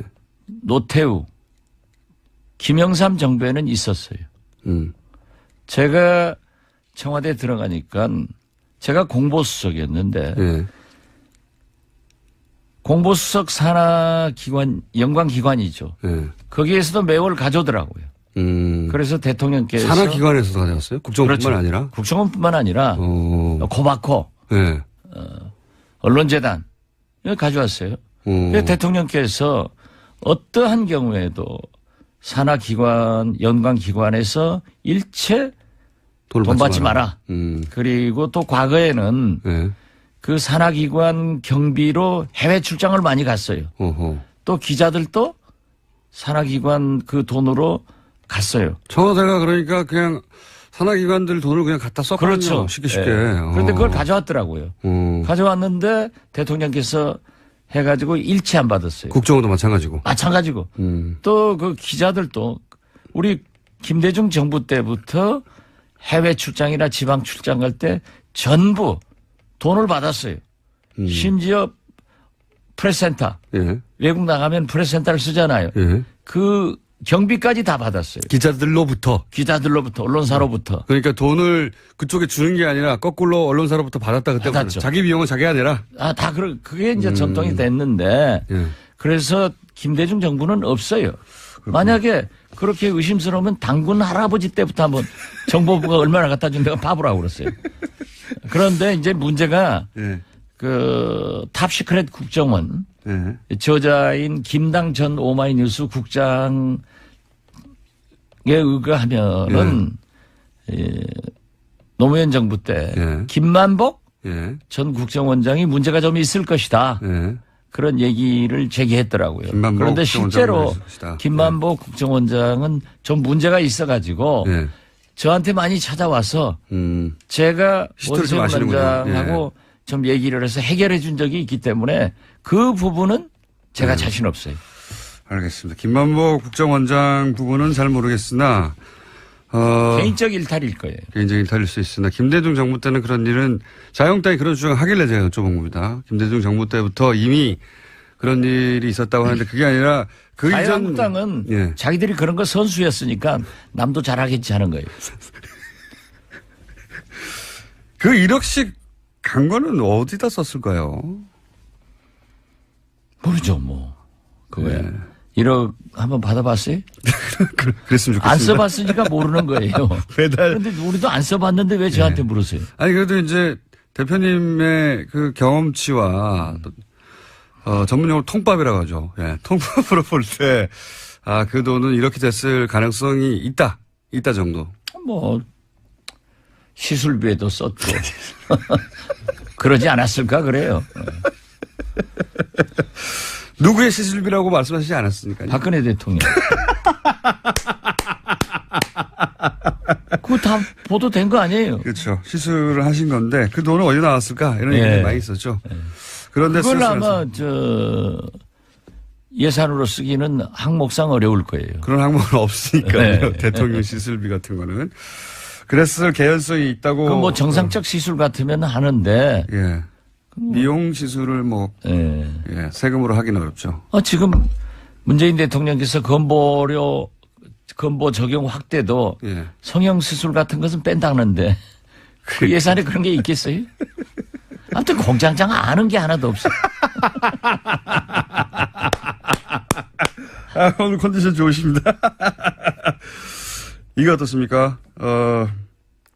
서청원, 최경환 출당은 어려울 것이다라고 지속적으로 말씀해 주셨는데 여전히 그런 상황입니까? 네, 저는 어렵다고 생각합니다. 왜냐하면 현역 의원의 출당은 3분의 2. 예. 의원 3분의 2가 있는데 의원들이 안 해요. 그런데 홍준표의 그 수를 여기서 읽어야 돼요. 어떻게 읽어야 됩니까? 홍준표 대표는요. 예. 박근혜 대통령은 평당원이기 때문에 윤리위원회에서 열흘만 넘으면 자동적으로 출당이 되는데 예. 서청원, 최경환 두 분은 3분의 2가 돼야 되니까 안 되는 걸 알고 있어요. 그런데 그렇지만은 친박을 나는 청산하고 있다. 하는 의지 표명. 예. 그걸 국민에게 제스처로. 특히 바른정당에게 보여주는 거예요. 그런 그래서 제스처다. 바른정당 의원들이 들어오면은 원내 의석수는 최경환, 서청원도 포함되기 때문에 예. 제1당을 만들려고 하는 수예요. 그리고 이거 또 한 가지는 이런 방법도 있지 않겠습니까? 뭐 한 7명 이상, 뭐 10명까지도 얘기하던데 그 숫자가 만약에 들어오면 어차피 서청원, 최경환 두 양반은 당사자니까 의총 때 요사를 의견할 의총 때 못 들어오니까 두 사람 빠지고 한 7, 8명 들어가서 한 10명 늘어나고 하면 그때는 출당 가능하지 않겠습니까? 저는 그렇지 않으려고 봐요. 그래도 어렵다. 일사부재리도 있고 네. 또 거기다 서청원, 최경환 저하고 개인적으로 가까우신 분들인데 네. 그분들이 거기 남아 있어도 네. 정상적인 정치 활동이나 당내 활동이 어려워요. 네. 놔두면은 의석수는 많고 네. 정치자금 배당도 많이 오고 그 뭐 괜히 친박들하고 갈라질 필요 없단 말이에요. 네. 그렇기 때문에 저는 제스처만 할 것이다. 네, 제스처만 하고 네. 역시 홍준표 대표의 수를 네. 청와대나 민주당은 못 당한다. 오로지 박지원만 당할 수 있다. 아니 그것은 제가 한 얘기가 아니고 예. 홍준표 대표가 예. 300명 국회의원 중 박지원만 무섭다. 본인이 그렇게 얘기하더라고요. 그건 사실입니다. 아니 저는 예, 그건 사실입니다. 홍준표 알아줘야 돼요. 제가 어제 보세요. 대통령한테 딱 안 가다가 국회 오니까 왔으니까 여기서는 오셨네요 하니까 국회니까요. 자기가 국회의원이라는 걸 자랑한 거예요. 예. 홍준표 대표는 국회의원이 아니죠. 지금. 아닌데. 예. 그러니까 국회를 내가 장악하고 있다. 이걸 그런 메시지다. 그 말씀 하시니까 홍준표 대표를 제가 사석에서 몇 년 전에 만났을 때 사석에서 만나면 이제 이런저런 정치인들 얘기하는데 박지원 대표님 얘기가 나왔어요, 그때. 그랬더니 대뜸 하는 얘기가 그 양반을 건들지 마라. 아, 박지원은 요물이다. 그 워딩입니다. 사석에서 나왔던 그 양반을 건드리지 마라. 그랬던 적이 있습니다. 서로 인정하는군요. 그 대목에 있어서는. 네. 저는 뭐 요물과 홍준표를 요괴인가요? 지금 건드려봐야 건드려봐요. 제가 문재인 대통령 도와줄 필요가 없거든요. 이제이라. 오랑캐의 칼로 오랑캐를 치는 거예요. 그런데 국민의당에서 녹취록이 툭 튀어나왔지 않습니까? 녹취록 이야기가. 그건 이용주 의원한테 물어보라니까 왜 자꾸 저한테 물어보세요? 대표님 다 알시지 않습니까? 상황을. 몰라요. 아시면서. 몰라요. 이 세상에 아는 걸 다 말하고 살아요? 그 녹취록이 어떻게 건네졌는지도 모른다니까요. 아시면서. 아니, 그건 가만두어도 네. 서청원, 홍준표 사이에서 불거져 나오게 돼 있어요. 예. 그런데 나무집 싸우는 게 굉장히 우리한테 이익인데 왜 거기다가 끼어들어요? 아니, 이미 끼어들었지 않습니까? 녹취록이 아니, 있다고. 살짝 간보기 한 거지. 잠깐 보기 한 것이다. 불을 질러놓은 거지. 불을 질러. 근데 불이 활활 타지가 않아요. 그럼 한 번 더 지펴줘야 되는 거 아닙니까? 타게 돼 있어요.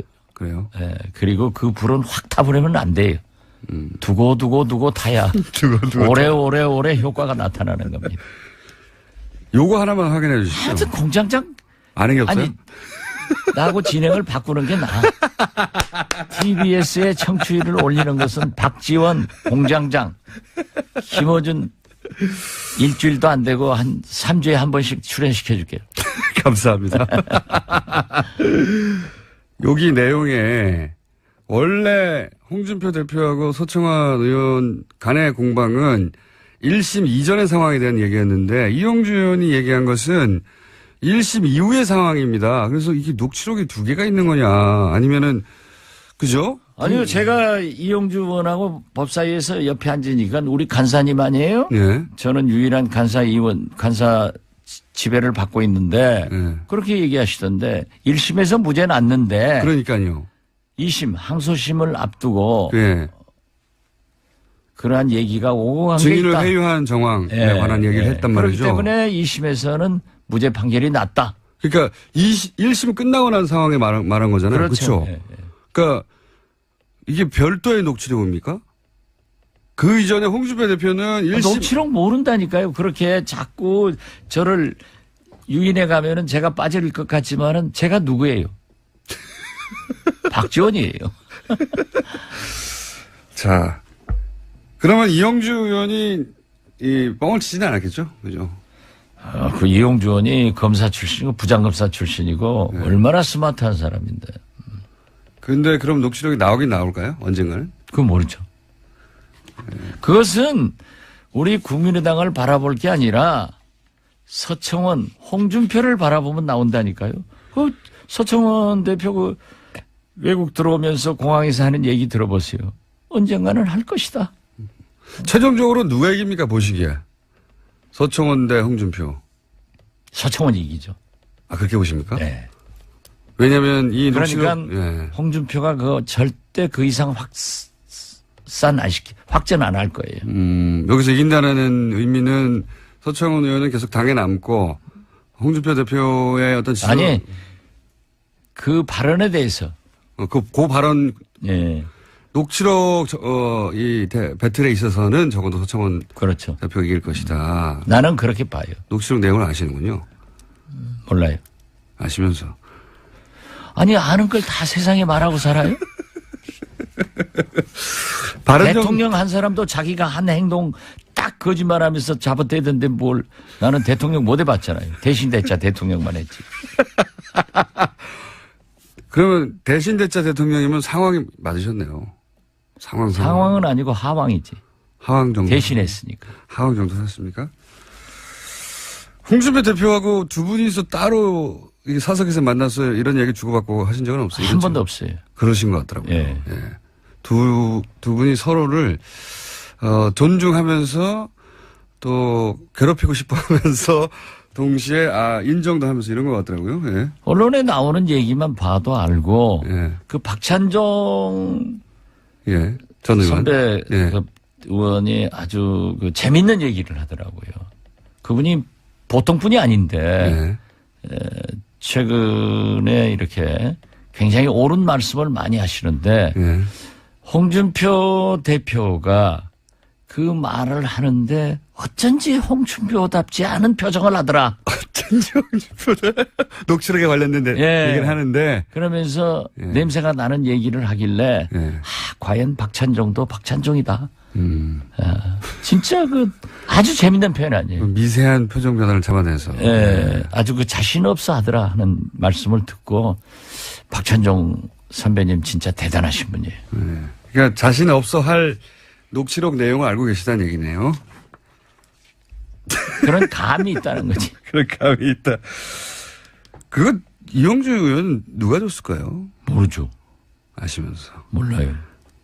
아시면서. 오늘 전부 나를 그렇게 아주 전지전능하신 무슨 뭐 하나님 취급하는데 저 모르는 건 많이 몰라요.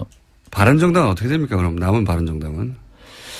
바른정당은 이제 다음 주 예. 11월 중순 전당대회 전까지 13일 전까지. 예, 예. 13일 전까지 갈 사람은 가고 남을 사람은 남는 거죠.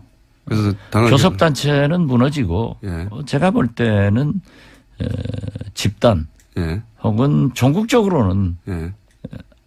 흡수될 것이다. 한국당으로 많이 갈 것이다. 그렇게 봅니다. 1차 탈당하고 그다음에 추가로 탈당할 수도 있고. 그렇죠. 예. 그래서 결국 남는 사람은 뭐 몇 몇 사람 명? 남겠어요? 한 자리씩 줄어들고. 예. 그럴 경우에는 통합의 대상이 안 됩니까? 국민의당 입장에서는? 뭐 영입의 대상은 되지만은 통합은 처음부터 없어요. 당대당은 안 된다가. 아니, 그 뭐가 있어서 해요? 싸르기하고 노적하고 합쳐놓으면은 안철수 대표는 근데 통합 얘기를 계속 했지 않습니까? 뭐 오늘 아침 인터뷰한 걸 보니까 통합은 예. 아니지만은 선거 연대 정책연합 같은 것은 가능하지 않느냐. 예. 뭐 난 그건 가능하다고 봐요. 예. 그리고 케이스 바이 케이스로 그죠? 예. 그렇죠. 예. 그리고 정책연합은 이제 법안 같은 건 지금도 자동적으로 하고 있다고요. 우리가 필요한 경우에는 적폐청산 이런 경우에는 민주당하고 하고 있고 예. 또 우리가 또 필요한 경우에는 바른정당이나 한국당하고도 하고 있단 말이에요. 예. 그러니까 어제 우리 김동철 원내대표가 아주 중요한 보고를 했어요. 어제 정우택 한국당 대표를 아침에 만나가지고 5.18 특별법 개정안에 대해서 한국당이 반대했는데 그걸 긍정적으로 심의하겠다. 이런 얘기를 했다는 거예요. 이건 그러면 우리가 그거 한다고 해서 한국당하고 연대 연합하는 것은 아니에요. 우리가 제3당이기 때문에 국민이 제3당은 양당제에서 극단적으로 나가는 것을 잘 조정하고 국가와 국민을 위해서 좋은 일을 하라 했는데 굉장히 좋은 일 아니에요. 이런 게 자동적으로 되는 거지. 그래서 그렇게 주도적으로 이끌고 나가면 이중대 소리를 안 듣고 나중에 민주당 따라가면 민주당 이중대, 한국당 따라가면 한국당 이중대. 그러니까 선도정당이 되자 이거예요. 홍종학 후보 논란에 대해서는 어떻게 보십니까? 안 되겠대요. 안 되겠다고 보십니까? 예, 이번에는? 너무 심해요. 이번엔 통과가 어려울 것이다? 참 저도 홍종학 의원을 지금까지 오늘 처음 얘기합니다. 네. 좋아했고 네. 저하고도 비교적 가까운 분인데 네. 시민운동 학자로서 네. 너무 표리가 부동해요. 표리가 부당한 판단하신다? 네. 그리고 그 부인이 또 문체부에 네. 자기가 무슨 발레인가를 했대요. 네. 뭐 자리를 내놔라 하고 굉장히 괴롭혔대요. 이런 그런 것들이 건들이 있다. 예, 지금 이제 터져 나오는 것 같아요. 뭐 청문회에서 해명할 건 해명하겠지만 어쨌든 지금 현재 상황 저는 네. 문재인 대통령께서 이렇게 높은 지지도, 훌륭한 시정연설 이런 걸 했으면은 그렇게 문제가 있으면은 바로 설득을 해서 자기 자진 사퇴를 하든지 임명 취소를 해주는 것이 훨씬 더 좋은 대통령이지 안 되는 걸 밀어붙여가지고 틀림없이 저는 그럴 것 같아요. 청문회에서도 문제가 되면은 그대로 임명 강행해버리면은 오만으로 보이는 거예요. 알겠습니다. 고사안을 그렇게 보시고. 자, 시간이 거의 다 됐는데, 홍종학 안 된다고 하니까는 공장장 목소리가 확 작아지네. 아닙니다. 네. 시간이 실제로 다 됐습니다. 실제로 다 됐는데, 근데, 또 일주일 기다려야 되니까 오신 김에 짧은 질문 단답형으로, 두 가지만 더 드리면, 유승민 후보의 대선 후보로서의 가능성은 여전히 살아있는 겁니까? 본인 예, 본인 생각에는 살아있겠죠. 안철수 대표의 대선 후보로서의 5년 후의 가능성은 여전히 살아있습니까? 그것도 본인이 강력하게 원하기 때문에. 예, 본인 생각에는. 국민의 생각은 앞으로 4년 후에 어떻게 변할지 모르죠. 그러니까 그리고 그 두 분이 다 어떻게 국민 속으로 들어가서 언행을 하느냐에 달려있지. 그렇긴 한데. 제가 생각하면 제가 해야 되는데. 근데 제 말은 지금까지의 어떤 쌓아온 커리어나 하는 정치적 판단을 볼 때 그 자질로 보아, 쉽지는 않을 것 같다라든가 그런 감이 있지 않습니까? 그 감이 또 대부분 맞잖아요. 예. 그 감을 여쭤보는 거죠. 미래는 아무도 모르지만. 내일모레 만나면 국회에서 뭐라고 하겠어요. 잘 하도록 해야지. 오늘 여기까지 하겠습니다. 네. 오늘 컨디션 좋으신데 시간이 너무 짧으네요. 시간 저희 좀 늘리도록 하겠습니다. 앞으로. 예. 감사합니다. 지금까지 아직 코너 제목이 안 만들어졌습니다. 예, 많은 코너 제목들 보내주십시오. 요요 커플 하나 나왔고요. 예, 제가 요괴로 불리거든요. 시사 요괴. 그래서 요물로 불리기 때문에 요요 커플 후보입니다. 자, 국민의당 박지원 전 대표였습니다. 감사합니다. 네, 감사합니다. 분들이 없애버려야 된다고 문자가 쏟아지고 어떨 때는 환호하는 내부자들 민주당의 안민석 의원 나오셨습니다. 안녕하십니까. 네, 더불어민주당 국민재산 찾기 특별위원회 위원장 처음으로 당에서 뭐 하나 맡아봤습니다. 안민석 의원입니다. 자유국당의 김성태 의원 나오셨습니다. 안녕하십니까. 예, 안녕하세요. 김성태입니다. 근데 김성태 의원님. 예. 최순실 재산 몰수 안 합니까? 그 최순실 재산 몰수를 위해서 특별법 발의도 지금 안민석 의원과 많은 동료인들이 참여한 가운데 하셨잖아요. 그 자한당 중에서 유일하게 김성태 의원 한 분이 특별법 서명도 하셨는데요. 예. 자한당은 여기 대해 가지고 어떤 입장이에요 지금? 그 법이 이제 구체적으로 이거 통과시키기 싫으니까 괜히 뭐 합당한다 뭐 탈당한다 하면서 우당탕당 하면서 국민들 시선을 딴 데로 끄는 거 아니에요? 국회에서 최순실이가 얼마나 지금 고마워하고 있어요. 특히 공장장 논의해서 공장장을 다 세게 꺼내가지고 최순실 재산 몰수 확 들어가게 해가지고 일각에서 지금 들리는 이야기가 최순실이가 공장장하고 주진우를 굉장히 고마워한다고. 안민석 의원 그렇게 하는 겁니다. 그렇게.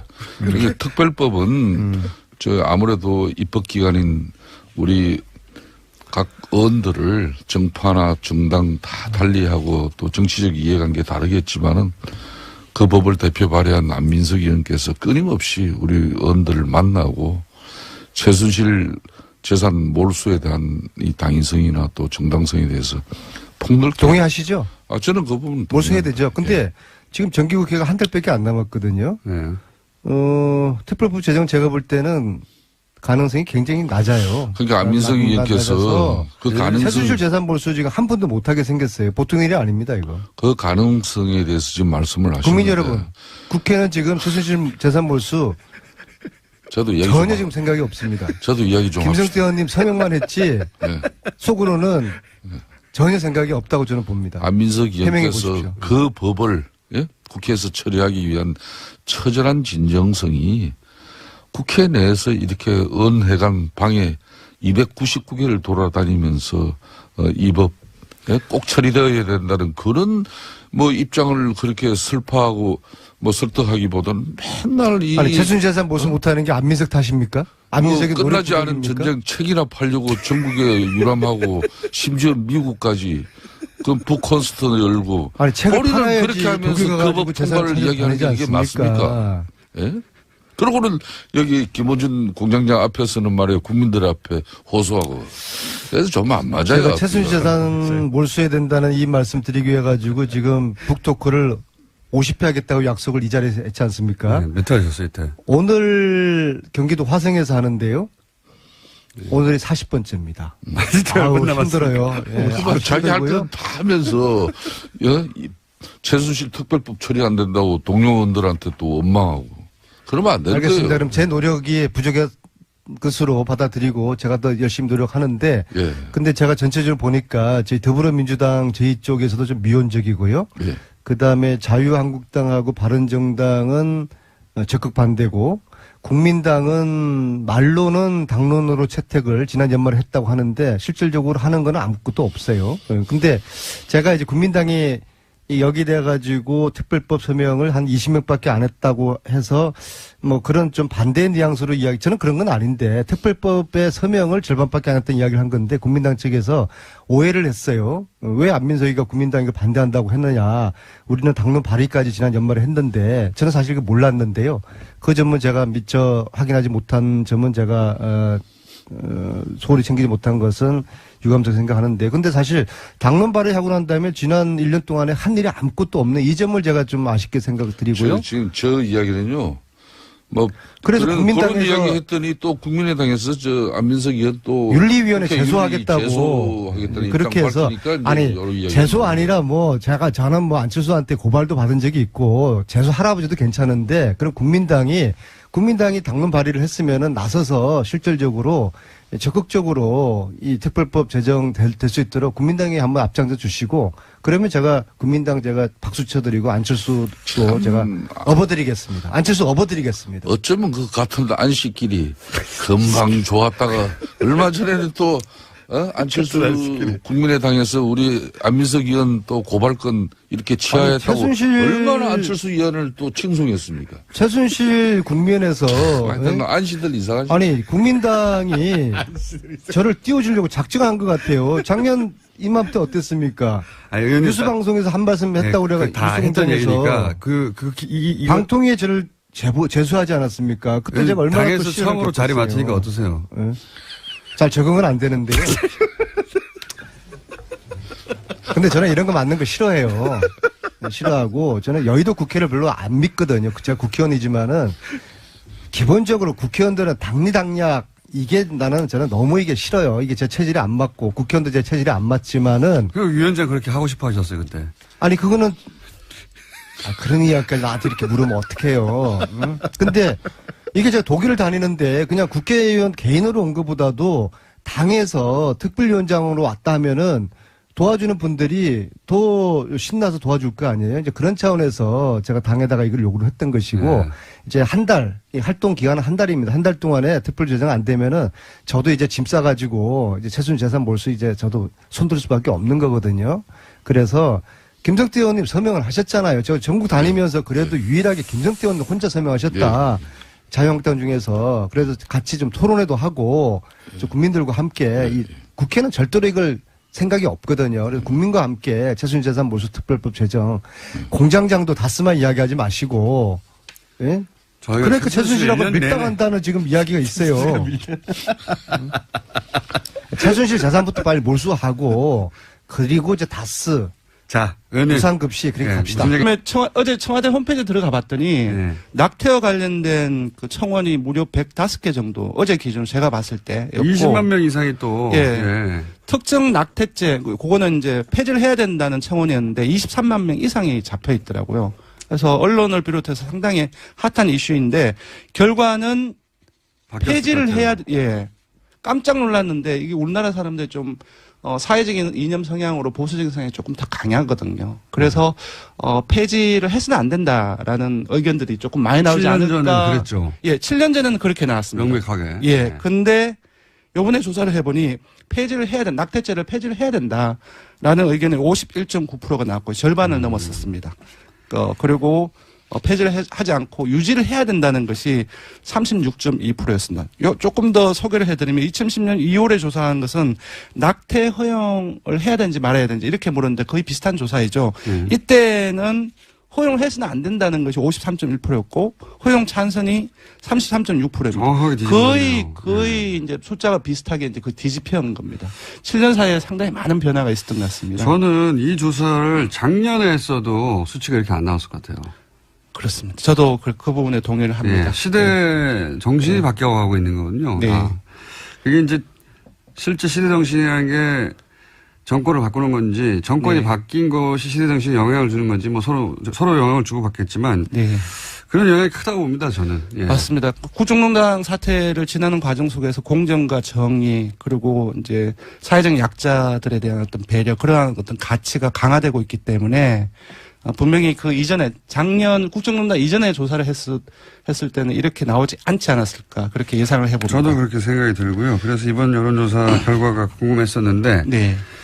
그리고 또 하나 관심이 있는 포인트가 있습니다. 뭐가 있습니까? 여성과 남성이 많이 달라요.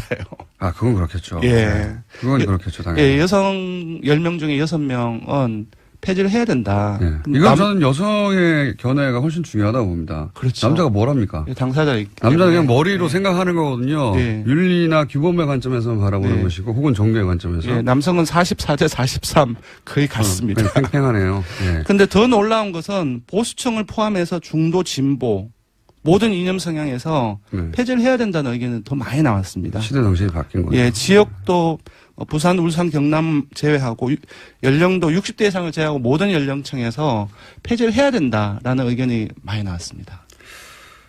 불경 60대 이상. 네. 예. 자유한국당 지지층을 제외하고는 사실상. 근데 자유한국당 이건 정당이 그렇게 중요하지 않아서 뺐는데요. 네. 자유한국당 지지층에서도 폐지를 해야 그렇군요. 된다는 의견이 더 많이 나왔어요. 그렇군요. 시대가 확실히 바뀌었군요. 네. 예. 요게 사실 뭐 낙태와 관련한 이슈는 미국 민주당과 공화당의 그렇습니다. 수십 년 된 그렇습니다. 예. 예. 어떤 정당을 지지할 것인가의 바로미터 같은 예. 이슈거든요. 종교라든지 사형제도라든지 이런 예, 항상 나오죠. 이슈 항상. 같은 경우는 사실상 첨예하게 갈리기 마련인데 예 그렇습니다. 뭐랄까요? 이런 여론조사를 보다 보면 최근에 이제 미국의 상황을 보다 보면 미국을 참 부러워했었어요 예전에. 예, 미국이 여러 가지 뭐 사회 제도나 뭐 정치 시스템이나 아니면 이런 이슈를 다루는 어떤 정도 눈높이가 네. 참 앞서간다 이렇게 생각했는데 우리나라도 많이 바뀌고 있죠. 이 네. 조사 결과를 보면 뭐랄까요? 미국이 참 후져져 보여요. 대통령도 그렇고 점점 그럼 우리나라가 더 나아져 보이나요? 야, 부럽지 않다. 예. 뭐 딱 낙태 이슈 하나를 가지고 말하는 게 아니라 전반적인 상황들이 네 그렇습니다. 예. 그렇습니다. 자, 한 가지만 더 여쭤보고 요거 조사 개요 말씀해 주세요. 5억 그런 있잖아요. 네. 이 비용이 엄청 큰 거죠. 근데 이제 제가 듣기로는 네. 그 작년 4.13 총선 이전에 예. 당내 경선과 관련해서 조사를 예. 했다고 들었고 그러니까요. TK 지역이라고 되게 들었어요. 근데 네. TK 지역의 선거구가 총합이 한 21개 정도밖에 안 됩니다. 예.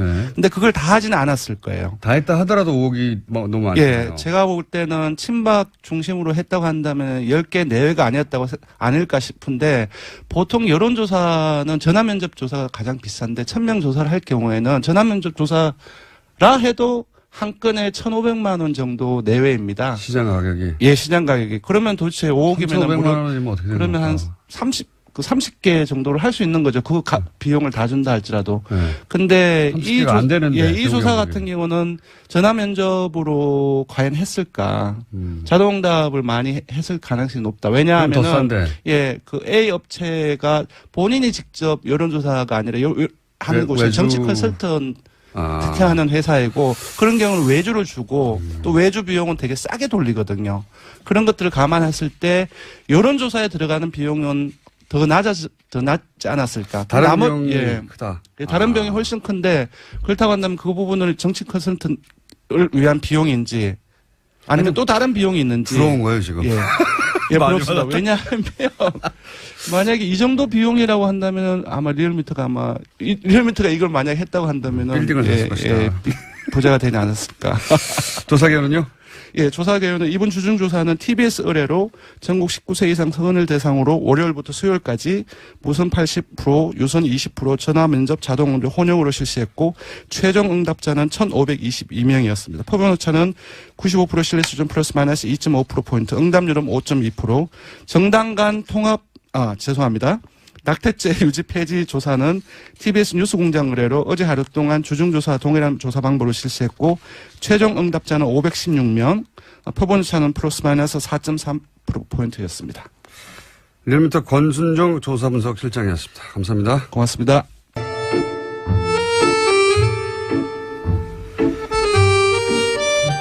우여곡절이 많은 코너. 어떨 때는 사람 네, 그렇죠. 특히나 다스 같은 경우에는 현대차 그룹의 자동차 내장재를 납품하는 곳이거든요. 그렇기 때문에 그런 커넥션을 의심할 수밖에 없는 상황입니다. 자, 이것도 뭐 재수사 대상이 될 수도 있겠네요. 갑자기 태어난 거 보니까 10년 전 사건인데 그때 당시 이제 이미 새누리당의 가장 유력한 대선 후보였었죠. 한나라당 당시로는. 네. 그게 10년 만에 다시 나오네요. 이명박 전 대통령 관련 사건들은 최소한 10년짜리들이 많습니다. 최소한.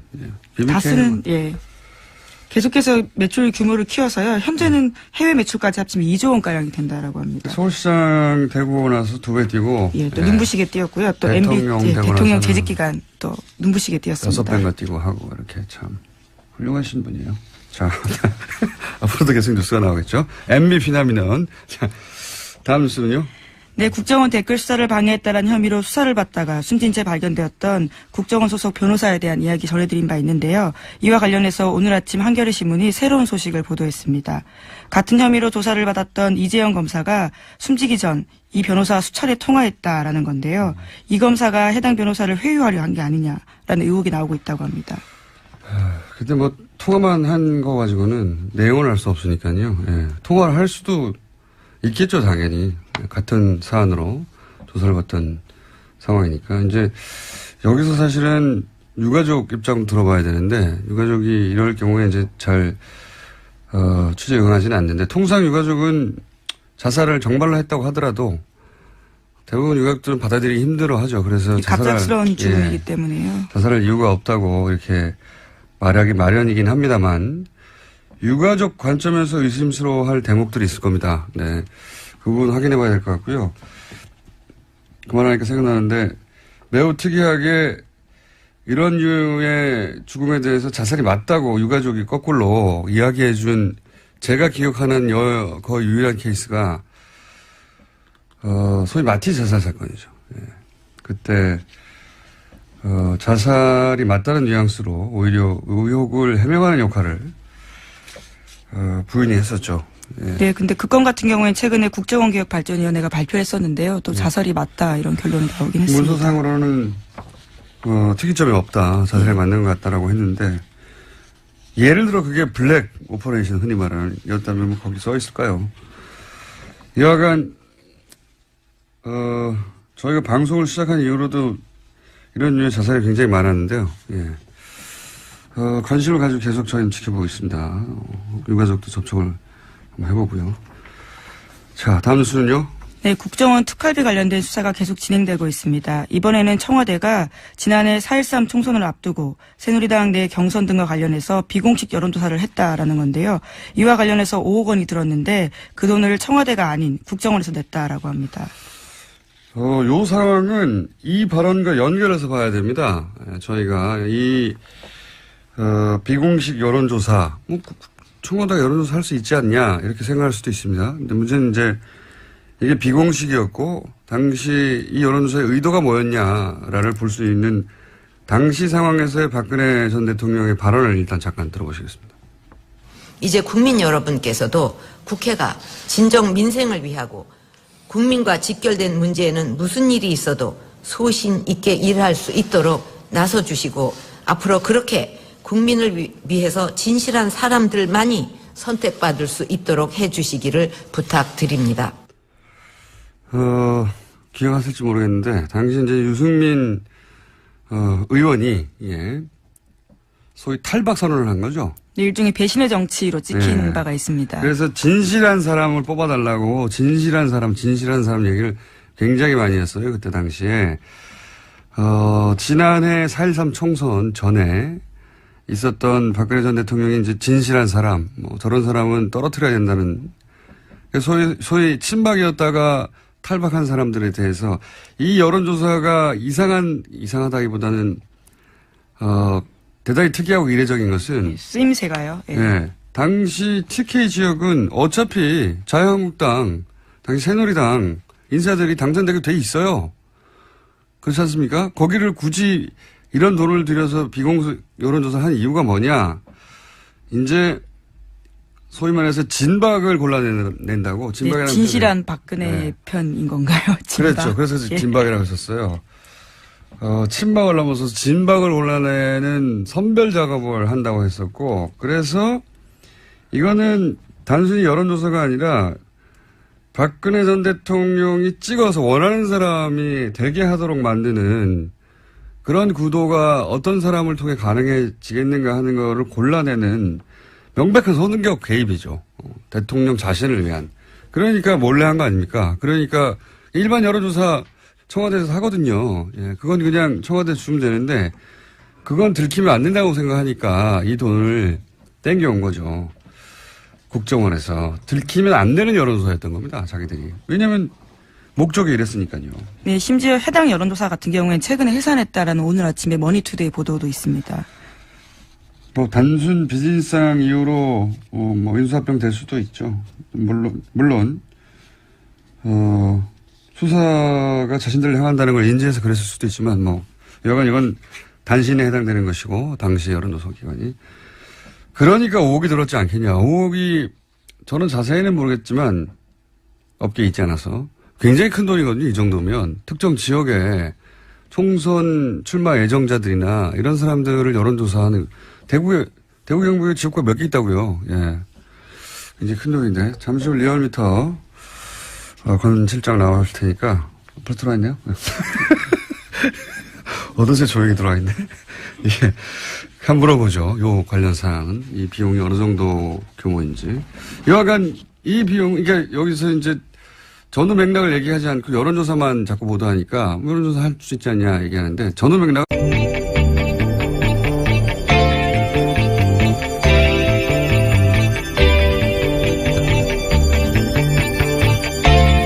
안녕하세요. 김호준입니다. 지난 월요일 우리 외교부와 중국 외교부는 교류 협력을 정상 궤도로 회복한다는 동시 성명을 냈습니다. 중국과의 사드 갈등이 봉합 국면에 들어섰습니다. 야당에서는 굴욕 외교라고 비판을 합니다. 한마디로 중국의 경제보복으로 우리 기업이 입은 경제적 손실에 대한 보상, 사과를 받아냈어야 한다는 겁니다. 그런데 사드 배치로 인한 중국의 보복은 없다고 강조하고 또 강조했던 게 박근혜 정부 아니었습니까? 작년 사드 논란이 시작될 당시부터 박근혜 정부와 새누리당은 중국 경제 보복을 인정하지 않았죠. 명백한 보복 조치가 이루어지고 있는데도 아니라고 우겼습니다. 탄핵 기간 동안의 경제관계 장관 회의에서조차 사드로 인한 중국의 경제 보복 조치를 부인했죠. 경제 보복에 대한 아무런 대응 시나리오도 없이 갑자기 사드 배치 선언부터 해서 기업들로 하여금 막대한 피해를 입게 해놓고 아무것도 인정하지 않았던 정치 세력이 이제 와서 그 피해 보상을 받아내지 못했다고 굴욕 외교라뇨.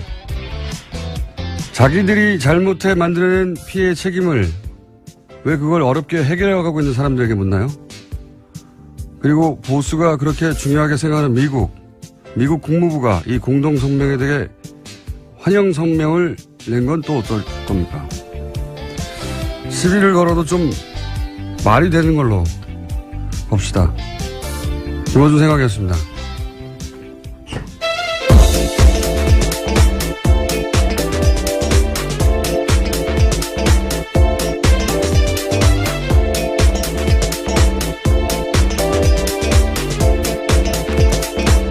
시사인의 김은지입니다. 예. 굴욕 외교. 예. 저는 왜 굴욕 외교냐라고 했는지 처음 이해가 안 가가지고 쳐다봤더니, 현 정부 출범 이후로 가장 웃기는 공세예요, 제가 보기에는.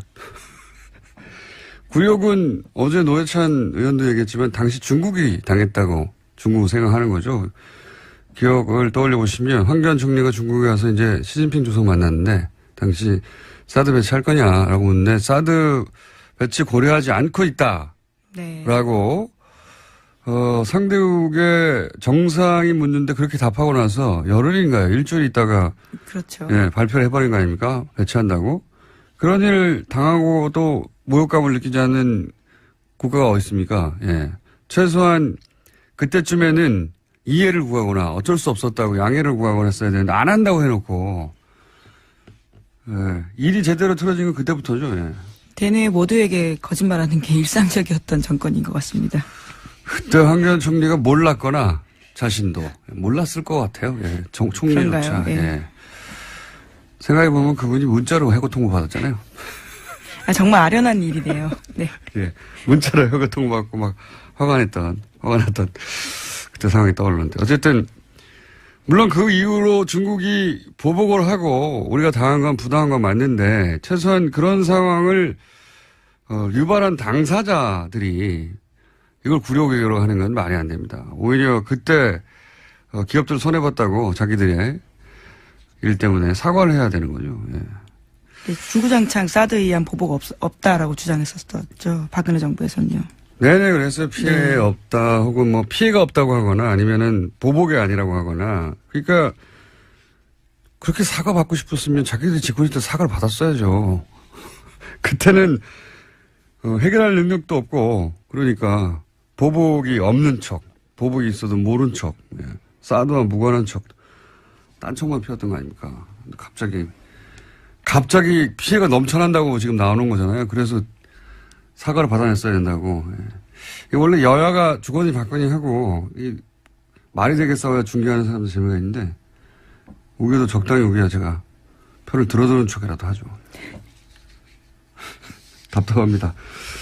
첫 뉴스는 뭡니까? 네, 다스는 누구 겁니까와 관련된 뉴스가 또 나왔습니다. 오늘 아침 CBS 보도인데요. 이명박 전 대통령이 서울시장이던 2004년과 관련돼 있습니다. 서울시가 현대자동차 양재동 사옥 증축에 도움을 준 뒤 다스의 매출이 2배 넘게 뛰었다라는 보도입니다. 이명박 시절 재임 시절에요. 서울시가 현대차 사옥 증축의 걸림돌을 제거하는데 역할을 했다는 사실이 공문을 통해서 새롭게 드러났다라는 겁니다. 그러니까 이게 이제 오래된 얘기냐. 김재록 게이트라고 있었어요. 예. 서울시장 시절에 그때 사실 검찰 수사가 이루어졌었고 한나라당, 당신은 한나라당이었죠. 한나라당 내에서 진상조사에 나와가지고 이거 뭐 명백하다. 인허가 로비가 있었다. 이런 얘기가 있었고요. 근데 이제 더구나 그때 이 수사받던 서울시 공무원도 자살했어요. 네, 그렇죠. 검찰 내에서는 심지어 현대차 건물은 반은 불법으로 지어졌다라는 이야기까지 나왔다라고 합니다. 명백한 사정이었거든요. 근데 수사를 하다가 멈췄어요. 당시에. 흐지부지 됐었는데 김재록 게이트 이렇게 불렀었습니다. 그때 왜냐면 그 로비를 한 브로커 역할을 한 사람이 김재록 당시 어디 회장이었는데. 네, 인베스투스 글로벌 회장이라고요. 그건 어떻게 다 기억해요? 예, 여기 기사에 나와 있습니다. 어쨌든 김재록 게이트라고. 네.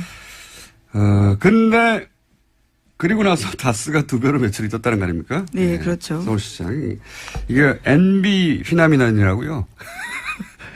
예, NB적 현상입니다. 이게 민원 해결과 사적 이익이 확실한 수상물을 만드는 이명박 전 대통령 주변에 연인이 많습니다.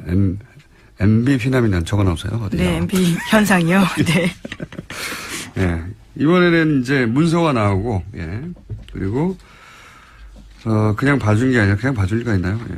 다스가 매출이 2배, 2천억대에서 4천억대로 뛰었다. 예. 그겁니다. 당시에. 유승민과 같은 배신자들을 다 찍어내고, 본인에게 진실되게 충성한 사람만을 따로 골라서 대구 경북에 당선되도록 만들겠다고 하는 대통령 의중이 들어간 선거 개입용인 겁니다, 이게. 말하자면. 자, 그런 겁니다. 예. 다음 뉴스는요? 네, 우병우 전 민정수석과 추명호 전 국정원 국장이 지난해 7월에서 8월 집중적으로 통화했다라는 JTBC 보도가 있는데요. 그 당시에는 이석수 전 특별감찰관이 우 전 수석의 처가 부동산 매각과 관련해서 감찰에 들어갔을 때입니다. 계속해서 모르는 사이다, 잘 보고하지 않았다라고 하고 있는데요. 전화통화 내용까지 나온 겁니다. 기록까지 나온 겁니다. 네, 인정하지 않았죠. 추명호 전 국장이 자기 전화번호는 아니라고. 예. 네. 근데 다른 사람 다른 청와대 직원의 이 번호가 추명호 전 국장 이름으로 저장되는 바람에 들킨 거죠. 예. 추명호 전 국장은 명백한 최순실 라인이라고, 예. 아주 오래전부터 언론에 보도되어 왔었는데, 근데 추 국장하고 우 전 수석하고 이렇게 수백 통이나 단기간 내에 통화할 정도의 사이인데, 네, 3주간 수백 통 예, 했다라고. 하루 10통씩 했다는 거 아닙니까? 예. 추 국장이 최순실의 존재만 우 수석에게 비밀로 했다는 거 아닙니까? 이렇게 되면. 예. 우 수석은 자기는 최순실의 존재 자체를 몰랐다고 계속 얘기하고 있으니까요. 믿는 사람은 뭐 대한민국에서 거의 없는 걸로 보이긴 합니다만. 정황 증거 같은 것이 하나 더 나온 거죠. 예. 자, 리얼비트 해야 되기 때문에, 예. 제목 정도 스르륵 훑어볼까요? 예. 네, 블랙리스트 항소심 진행 중인데요. 이와 관련해서 어제 김기춘 전 비서실장이 청와대 캐비닛 문건 관련해서는 이것이 문제가 있다라는 주장을 했는데요. 조윤선 전 장관 쪽에서도 상당 부분 문건이 가려져 있기 때문에 이것은 증거로 쓸 수 없다라는 취지의 주장을 했습니다. 가려달라고 한 건 박근혜 전 대통령 쪽에서 가려달라고 한 거예요. 심지어 특검에서 다 봤다라고 하는데 왜 이렇게 문제 제기하는지 모르겠다라고 반박했습니다. 특검 쪽에서요. 자, 크게 신경 쓸 내용 아닌 거고요. 다음 뉴스 제목. 네, 미국 국무부가요. 네. 조셉윤 대북정책 특별대표를 통해서 유엔 북한 대표부와 접촉하고 있다고 로이터 통신이 보도했습니다. 네. 미국이 물밑에서 북한과 접촉하는 게 아니냐는 이야기는 저희가 오랫동안 해왔죠. 예, 이번에는 좀 더 구체적으로 나왔습니다. 직접 말을 했으니까요. 예. 조셉윤 대표가 북미 대화에 나서겠다 이런 얘기를 구체적으로 한 것이고. 예, 북한이 2달간 도발을 중단하면 북한 미국 간의 대화를 나서겠다라는 구상을 러시아에 전달했다라고 합니다. 2달 이미 됐는데요. 예. 그러니까 저희가 한 달 전인가요? 2달 전인가요? 러시아 역할이 부상할 수 있다는 얘기를. 최선희 국장 같은 경우에 네. 계속 가고 있고요. 러시아를.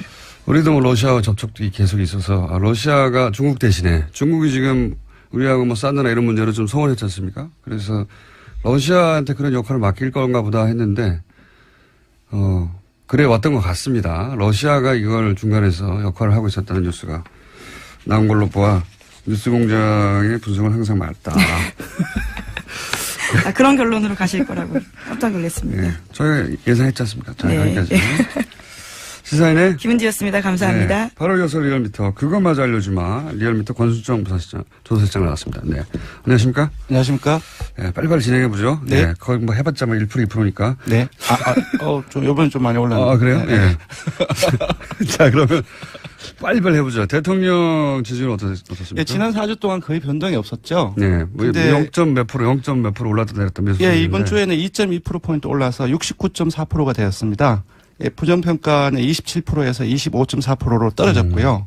추세가 어때요? 그러면 예를 들어서 추세가 수요일 네. 어제 일간 집계는 어떻습니까? 네, 그래서 어제 시정연설이 있었죠. 여론 주목을 많이 받았는데 어제는 일간 집계가 71.7%까지 올랐습니다. 반만에 좀 올랐네. 한 네. 9월 4일 이후에 약 2개월 만에 처음으로 70%대를 다시 돌파를 했고요. 리얼미터 기준으로. 예, 그리고 보수 중도 지금 분석을 해보니까 이념 성향이 다 올랐더라고요. 네. 그리고 그래, 영남과 2.2%입니다. 수도권 포함해서 다 올라서 전체적으로 보합세에서 약간 상승세. 약간 이제 강보합세라든지 예. 그렇게 봐야 되지 않을까 싶습니다. 떨어질 때 0점 몇, 뭐 올라갈 때 2, 뭐 이런. 예, 뭐 다른 여론조사에서는 상당히 많이 큰 폭이 있는데 저희 리얼미터 같은 경우는 예. 매일매일 하다 보니까. 예, 그렇게 크게 변화는 없습니다. 근데 2.2%포인트 하여튼 정도 추세가 되면, 약간 상승세, 약간. 예. 예, 그렇게 봐야 될 것 같습니다. 민주당도 역시 약간 상승세. 예, 올랐습니다. 예. 1.7%포인트 올라서 50.9%를 기록했고요. 지난주까지는 40%대였는데 다시 50%대로 올랐었습니다. 자유한국당 아무래도 좀 떨어졌겠죠. 시끄럽죠. 예, 자유한국당은 친박 출당을 둘러싸가지고 많이 갈등이 전폭되고 있지 않습니까? 그리고 국정원 특활비 청와대 상납 의혹 이것도 역시 많이 일부 영향을 미치고 있지 않습니까? 어제 일간 집계로 어때요? 추세상. 어제 일간 집계에서는 상당히 많이 떨어졌습니다. 어제 일간 집계에서는 15.3%까지 이건 하락을 좀 했습니다. 많이 떨어졌네요. 네, 15.1. 네, 그렇습니다. 17, 8 하다가, 예. 국민당, 정의당 같은 경우는 각각 0.7%, 1.0%포인트 오른 6.6%, 5.7%였어요. 거의 변화가 없는 가운데 조금씩 오르는 이제 경향을 보이고 있고요. 바른정당이 좀 크게 약세를 보이고 있습니다. 그럴 수밖에 없겠죠. 지금 네. 뭐 당이 지금- 존립이 가능하냐 마냐는 상황이니까. 예, 떨어진 포인트는 그렇게 많지 않지만 4.4%를 기록했는데요. 네. 그 7개월 만에 최저치로 하락했습니다. 특히 31일 화요일 일간 집계에서는 3.9%까지 떨어졌고요. 알겠습니다. 그 지금 분당 위기에 있기 때문에 이런 부분들이 반영이 되고 있지 않나 그건 싶습니다. 뭐 예상 가능했던 네. 수치고요. 대통령이 뭐 69나 70이나 그게 그겁니다. 예. 떨어져도 그게 그거고 올라도 저는 그게 그러고 보는데 어쨌든 추세는 그래서 그렇습니다. 약간 강보합 혹은 약간 상승세다. 네, 그런 네, 거고요. 그렇게 봐야 될 것 같습니다. 네. 자, 이번 주 이런 거 하다가 항상 현안조사 네. 별 큰 차이 없다 이렇게 해주시고 제가 보기엔 별 큰 차이 없다. 이 말할 때 빨리 시작해야 됩니다. 네, 현안조사 야, 이번에는 네. 조금 핫한 조사를 좀 마련을 네. 했습니다. 낙태죄를 유지해야 되는지, 폐지해야 되는지, 이 부분에 대해 조사를 이거 해봤는데요. 궁금합니다. 제 기억으로 리얼미터가 이거 조사한 적이 있어요. 언제인지 기억 안 나는데. 7년 전 2010년 좀 오래됐군요. 2월입니다. 요즘